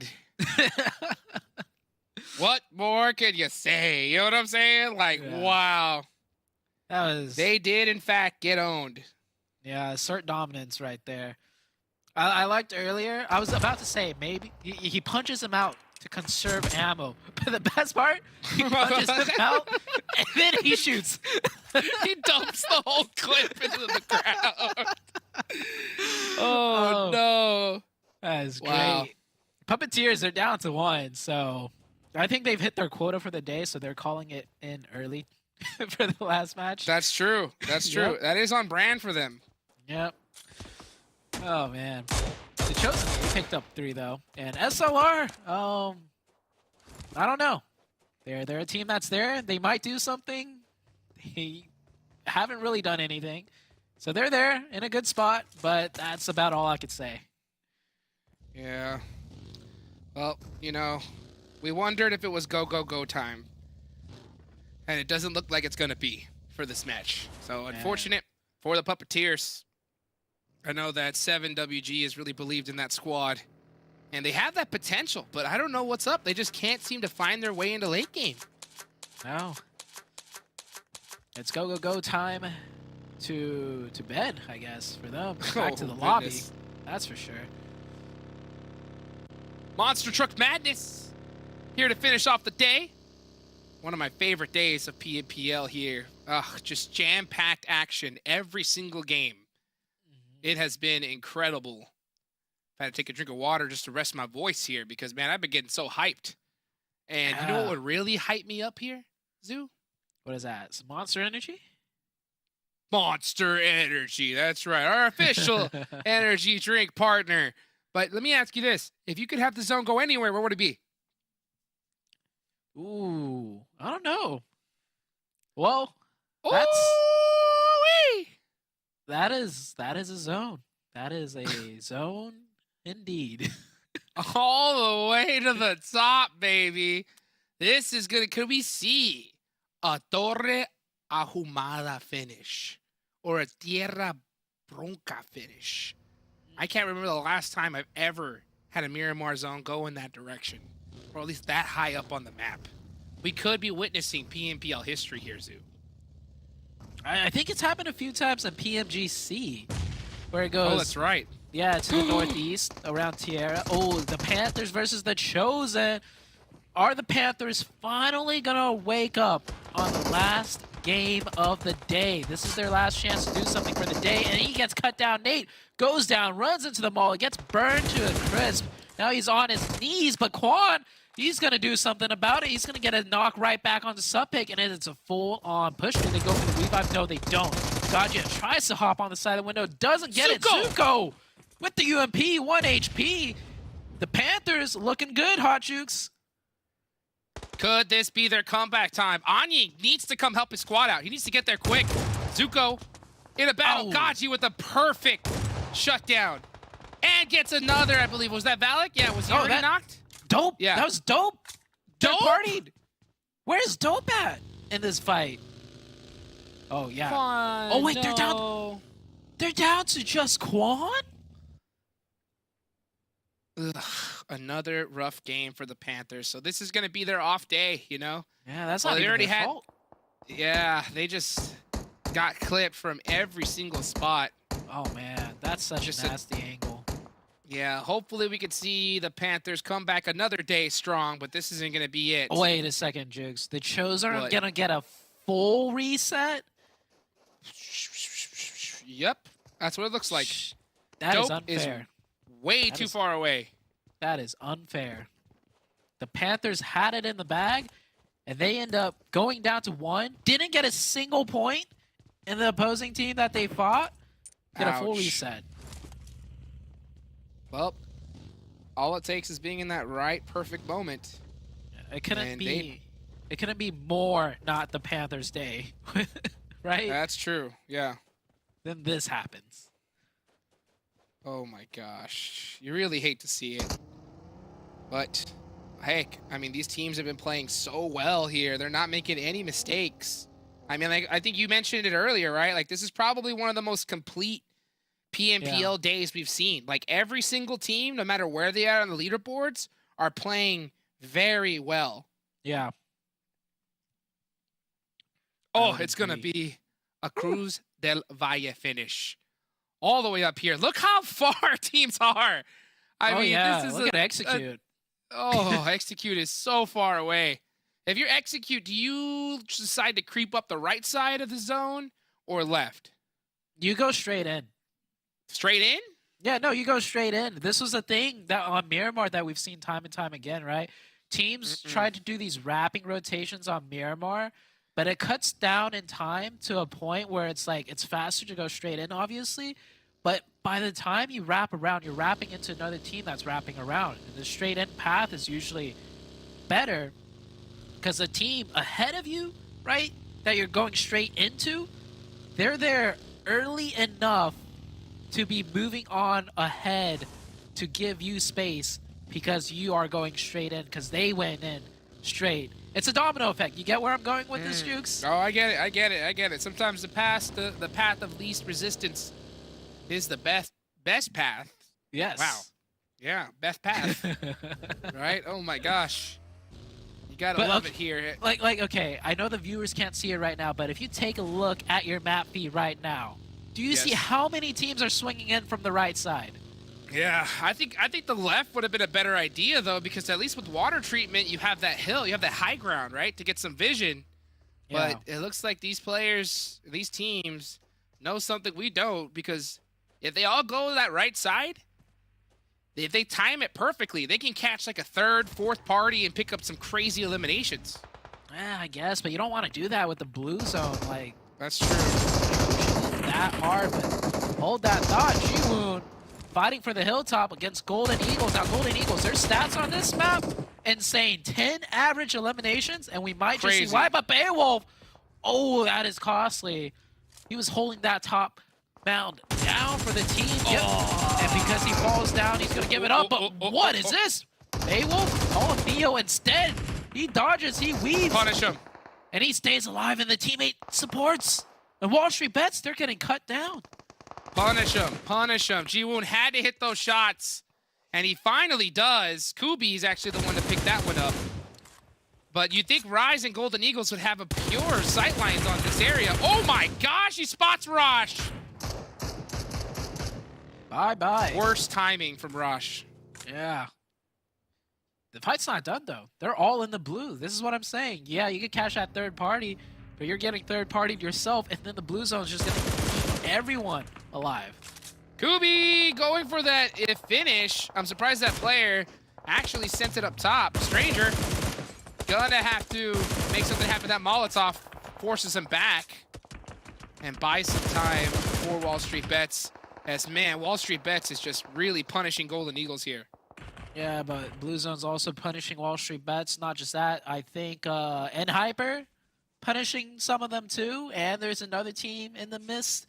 So yeah, that swinging to the right side, not the play. Just go straight in. Path of least resistance. It's usually the best way to go.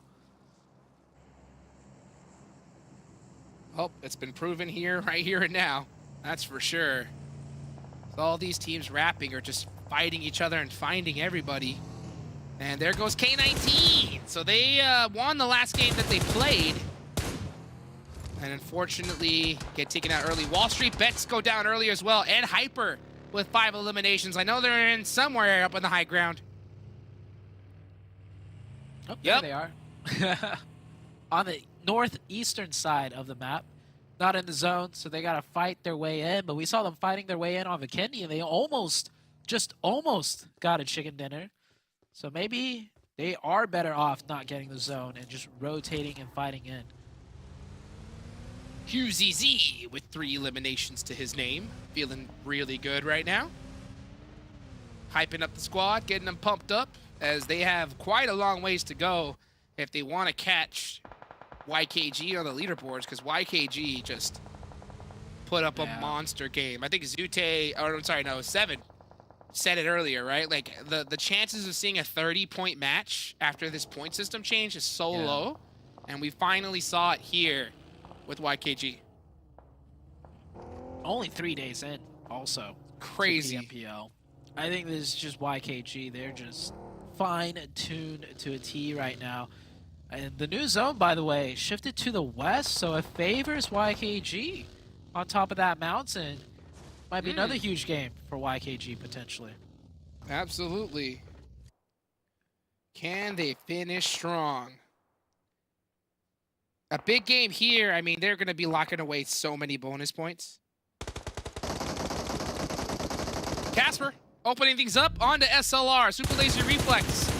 Been waiting to get something going here. Oh, you had the opportunity onto Fate and just missed the mark. Yemen can't peek that for even another second or he's going to go down. Yeah, and check this out. Execute. They just went straight in. And it works so much better than trying to wrap. You're right. You're right. They just full sent it on in, and they caught. Everybody was already dead from that crazy push on the right, and they just got to go in super easy. Oh, wow. And pick up some easy points on the way. Yeah, 3 points for them already, and they keep 4 up. Sure, they're not like anywhere close to center zone, but I mean, what more can you ask for when the circle goes this far north? True. Just being in the zone is good enough with 4 up. Oh, Chico's knocked all the way to the north side by himself. Oh, playing those splits. We usually always see Chico, you know, being put in the position of being in the more risky split when they do a 1-2-1. And Chico will end up biting the bullet once again. Ooh, next zone is going to go up on... Oh, we're going to see an urban finish here, Zoo? Maybe. Maybe, he says.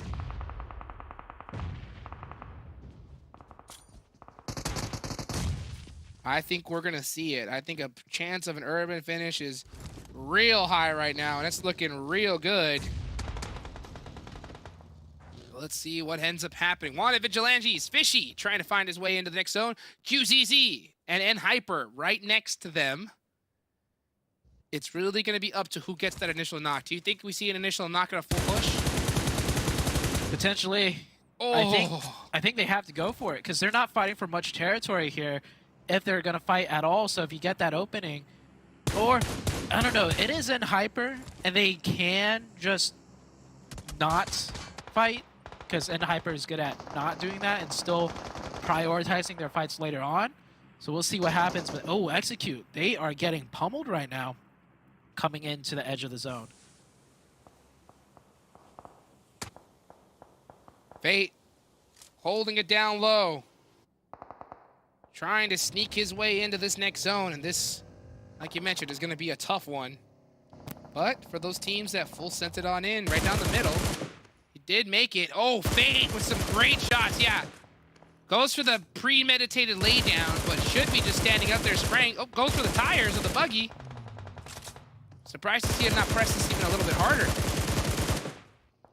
Suppressive fire coming out. And, oh, Jason gets caught by Fears on the high ground. Oh, yeah, look at YKG all the way in the distance. Putting in shots. Team Ability do get eliminated. And Execute, feeling the pressure. Will YKG actually go aggressive enough to push us off of that one knock? Potentially. Joey's looking for it. Joey is. You know that this team has got to be feeling so confident. I mean, honestly, Execute did a perfect job of finishing that fight at the perfect time. That's allows them to really stop that push from YKG and Joey. And yeah, I think Joey is realizing this is a little too risky. Let me go ahead and I got enough intel. Let me find another angle and see if I can catch one of their players out. And man, look how freely Joey is moving on this side of the map. Yeah, it's just confidence in your teammates that you are clear to move to any positions close around and execute. They did a phenomenal job, like you said, finishing up that fight. If they took any longer, Joey would have probably been able to get a knock, and then the full third party from YKG. Well, let's see here. Which team is going to win the map? That is the question. Man, right now, I think Hyper's looking real good. So I think that's the team I'm going to pick because they really need a win here. But YKG have been absolutely dominating. They have lost one early. Who's this next zone going to go to? They're chosen. That's my pick. And Wow. it does. It favors them really hard. But who's going to win the fight in the South? You got 3 teams with 3 people. You got Phoenix, YKG, and Execute. It looks like Execute, one of them got knocked, and YKG immediately in cars. I think YKG is the culprit for that one. But here comes a fight breaking up between Ed and Hyper and WAND Vigilantes. There's the opening knock. And Hyper, oh, there's actually 2 knocks down. This should be Ed and Hyper's fight sealed in the bag. Yes, it is. And let's see right now if N Hyper is going to be able to finish this off sooner than later. Execute is gone. There goes 7WG's pick, and here they go. N Hyper pulling, sending it on up. Can Zed hit those pre-fires? It doesn't look like he does. Kindness, hungry, and they are going to get those eliminations. That is 8 points. Done and dusted. So this team is finally starting to turn that key. They're revving their engines here, Zute. Watch out. Yeah, and Hyper proving themselves in the urban sprawl. The Chosen, my pick. They gotta do this defense. Oh, he really needed to hit that first one. Onyx! He's not able to hit any of them, and he goes down. It's because Zute picked them. I'm kidding. You've been on fire all day. But Onion going down is horrible for the Chosen. That leaves Dope with the door wide open, and I think the Chosen realized it. They're like, hey, we gotta push this right now. We cannot sit idle. They have to take this fight. What's even more horrible was that defense setup. Why do you have one person on the front ranks? It should be the other way around, a 3-1 split, not a 1-3, but let's see if they can recover this. Suppig, he goes in, he gets one. Stellar is knocked though, so it's a 2v3 situation, I believe it is. Suppig. Oh, the stairs. You can't weave the shots through the stairs, my guy. He's gonna hop out the window maybe. Back and forth they go. And Stellar might actually get revived here as he did get knocked on the initial entry. Suppig providing initial. God, he goes down! No. Why did he jump out? I think it's done. I don't think Suppig can do much more. Nah, he gets one. Suppig. Gets two. Oh, no! Oh. The Chosen. That was Diamonds from Phoenix that takes down Suppig. Oh, no, I was actually Hayuya. Wow. So there goes the Chosen. Can I complete the full sweep today with the N Hyper? Who'd you pick? To N win this Hyper? game? No way. I mean, they pretty much are in the spot. And Fears is in trouble. He just got shot. This would be a wild bit. QZ finds Fears. Uh-oh. And Slightly out of position, and they're so spread. It's going to be a tough pickup, but I think Joey's in a vehicle, might be sending it his direction. He's going for it. Yep. I think they will manage to get the revive as well. Don't forget, Quan is all the way up in the north, who could potentially cause trouble for N Hyper, depending I thought on the where Panthers were circle gone. goes. Nope, But Quan's still alive. Yep. Where's the circle gonna go though? Is it gonna gift it over to N Hyper? It does not. N Hyper, they're gonna have to push out into the open, but they do have those hills right there within their sightlines, which I think they can easily move in and set up on. But you know what they don't have, Zute? What is that? They don't have the high ground. Oh. They will be on the low ground. YKG is the squad that is blessed with that. As we see N Hyper start wrapping around that north side, starting to claw their way in. Rushy, barely in this zone, has a rock and a vehicle right behind him.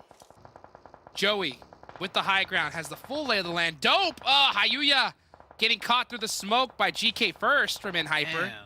Crazy spots. Yeah. How did that GK angle. First even hit that? I mean, then again, this Tight guy, angle. This guy got the most eliminations in PMPL EU. So, not surprising that he's hitting these insane magical shots. Watch him hit this one here. Oh, you I thought actually he goes did down for a to play second. some. Yeah. Yeah, I saw that. He's I curving saw the that bullets. knock. Oh my wait. gosh. Oh, QZ finds Bray through the smoke. Wow, and now they're just feeding more points as QZ has secured a position. This is what they do best. These splits. Yeah. But they always position themselves in these splits so perfectly to be able to support each other. QZ takes the lead, finds the initial position, and then just slowly creeps up and does more work. Quan trying to hide for his life. Gets naded. Young Kings punishing him. Oh, that volley could be good. Close, but no cigar. Meanwhile, N-Hyper is just knocking more and more people. Yeah, they pick up another one. Dope is getting cleaned out from this lobby. That was Dope. Gone. Now N-Hyper with 4 up. YKG with 3. I don't think Phoenix is going to last much longer, but they always do well on this map. And Quan gets one. What? Gets the thirst. Oh, that makes things so much easier for N-Hyper to close out now. Oh, it looks like the sweep could be possible, everybody. Give me your energy. Can N-Hyper do it? But at the same time, the Young Kings, Joey, you can never underestimate the Joey. Quan doing Quan's the the best troll. he can. Yeah, Yeah, he doing the already best got he one. can. Yep, there he goes. Joey catches him, finishes him out. And now 24K and Joey are all that is up for YKG. Joey, if he's feeling hot from that last game, he's gonna need to feel even hotter because he's got a 4-man team of N-Hyper to deal with. I don't think Phoenix are gonna be able to do much at all here. They are not in the zone. They have to creep up into the open, and N-Hyper have a read on their exact position as well. Should be done for not N-Hyper. This should be done for the side of Phoenix Esports NA. QZZ has some angles. Oh, he spots Rushy. Done. I was behind the vehicle too, and look at the instant flick peek. Right on point. QZ is just a monster with that M4.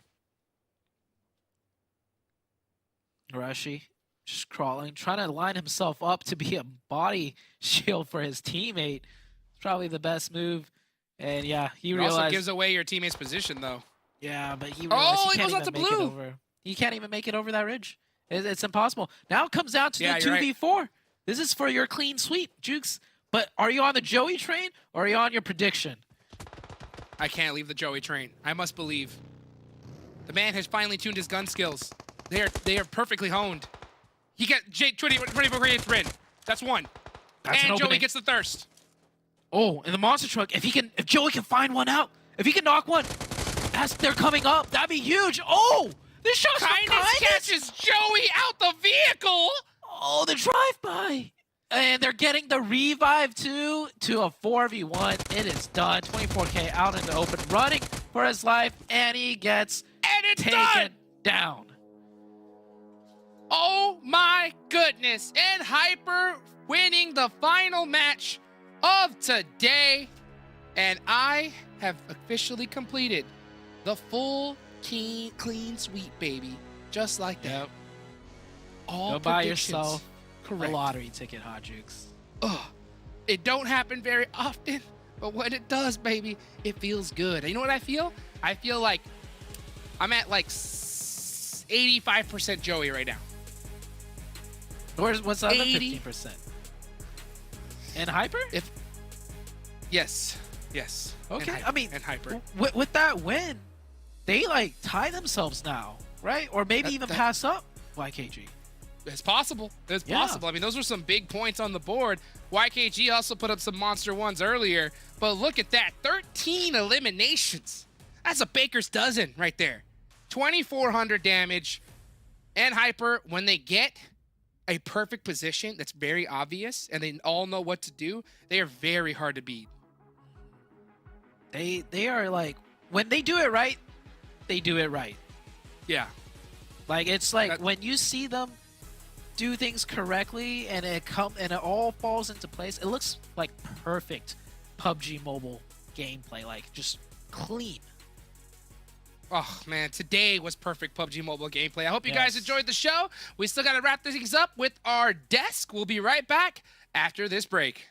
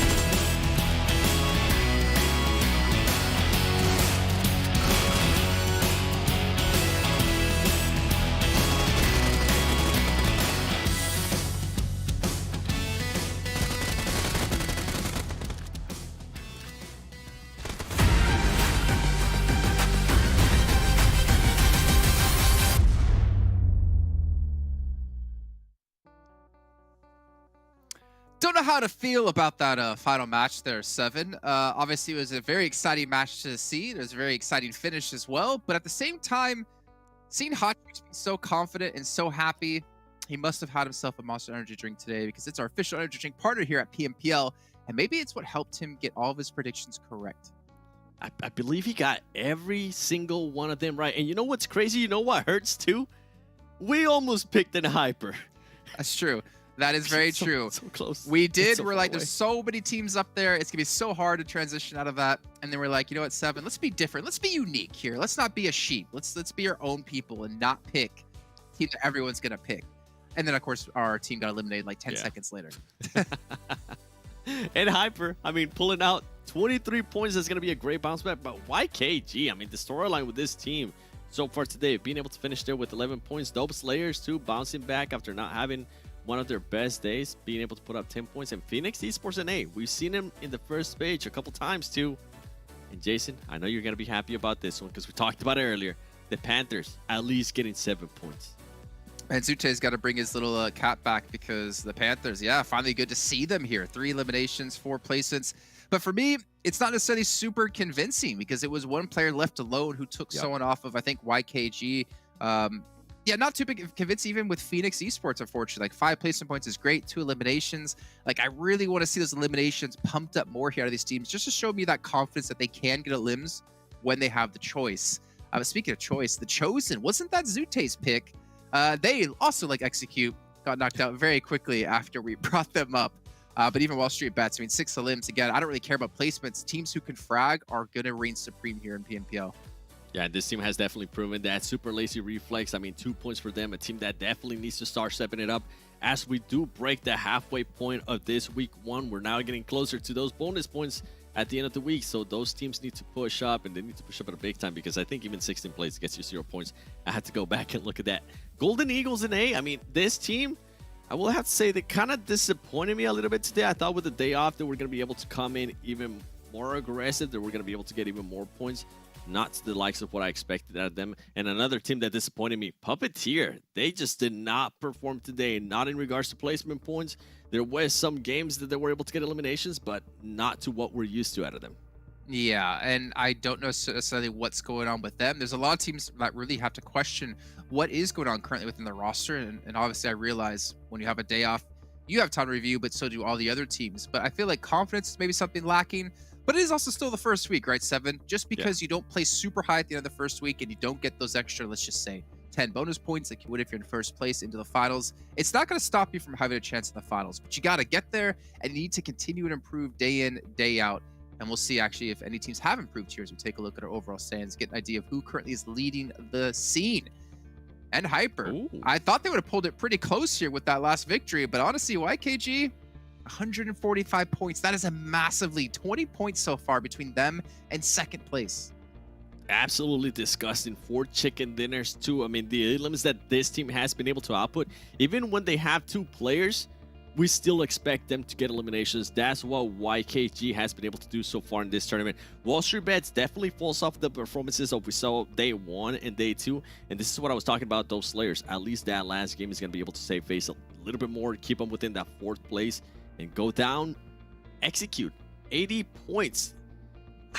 I can't tell if I'm happy that they're here within the first page or if I'm still a little bit disappointed because I do expect more out of them. But this goes kind of back to what you were saying, that it is just week 1, right? They might be able to try to do stuff within the roster. The roster is it's very deep, and they do have players of the likes of Tensa, so we'll see if they ever end up using him or what's going on there. But for Execute, I guess, you know what? I made up my mind. I think it is good to see Execute here within the first page because they were not doing so well think early back, on. yeah. Let me think back to those last 2 days. Yeah, no, it actually was really good. I mean, the first day, I'm happy right? with it. Their highest placing was 4th. Their second day, their highest placing was 2nd. So for them to be top 8, yeah, I think it's decent. But then again, they started the day out in 8th place, so not really much of a change for them. K19 as well. They started the day off in 12th. They moved up to 9th position. Puppeteer, they were, if I'm not mistaken, where were they actually? I'm trying to see. They were in 9th place. Yeah, so they fell 9th. 1.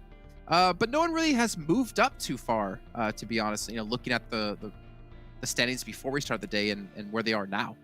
Yeah, I mean, for Puppeteer, this team came into the day with 49 eliminations, and for them to finish with 55, this is what I'm talking about. Like, complete outlier of a day for this team. I'm not sure what's going on there. Hopefully, this is not going to continue on to tomorrow. And then we keep going down. Angry Amateurs, a team that I actually thought in this 3rd day that we're going to be able to improve to with some of the lights of the stuff that they were able to showcase during day 2. They were able to take on 2 heavy teams, back them off, and actually eliminate them. So far, non-existent. Super Lazy Reflex, though. This is what I was talking to. We have to give a bit of a shout-out because they're no longer in that last place. They are second to last, but at least they have 23 points to their name after coming into the day with just 6 points. Yeah, I mean, we meme on them a little bit, right? But, like, let's be honest. They did pick up quite a bit of points here. And this is a good step, but maybe this is like the slow increase in their play, the more confidence they're gaining within the roster as well as we continue to play these matches and play these days. Maybe that's what they needed, and maybe we're going to consistently see them more. I mean, their placements have shot up quite a bit as well now. But again, there's still a lot of other teams improving day in and day out. It's not just you improving, every other team is, right? So if you're going to want to jump up these leaderboards, you got to improve even more. And I think their main goal right now is just try to hold a top 16, try to get in top 16, try to build up any sort of semblance of points going into the finals. But if anything, just get better day in and out. Just do better the next day than you did before. Then the top teams are definitely doing that. I mean, YKG, what they're able to do right now, and Hyper starting to find their stride again, too. You don't want to see that team get a chicken dinner because they got lucky today. Okay? People got lucky because they had a break, and then here at the end, they pretty much just can't play anymore. They got to wait until tomorrow, which the momentum might not be able to carry on. We'll see what some of the other teams are going to be able to do, though. Hopefully our prediction momentum doesn't carry on to tomorrow because it was quite please. trash unless you're Hot Jukes. And I don't need to hear him talk about it and gloat anymore. But Seven, if I were to ask you here who our MVP of the day was, who do you think it's going to be? I would actually have to pick Joey. Okay. He Let's just see. performed really well today. How about you? Any guesses? Well, my guess as the host Can't here pick is anybody from non-existent. Because I'm here to just keep the show moving along, and I never do predictions when it comes to MVPs. Let's see who our MVP is going to be. You know what? I wouldn't be surprised if it is Joey, but in reality, I'm probably going to say QZZ. Oh, look, hey, it's him. That's a massive surprise, though. I guess we did see him perform really well in Vikendi, but besides that, we just weren't able to see it. Maybe we missed it out on it, but 2100, 14 eliminations, too. And this is what I was talking about earlier, too. The average survival time on some of these top players are nothing of the likes of 20 minutes. None of that. For him to be able to do this within just 17 minutes, that's very impressive.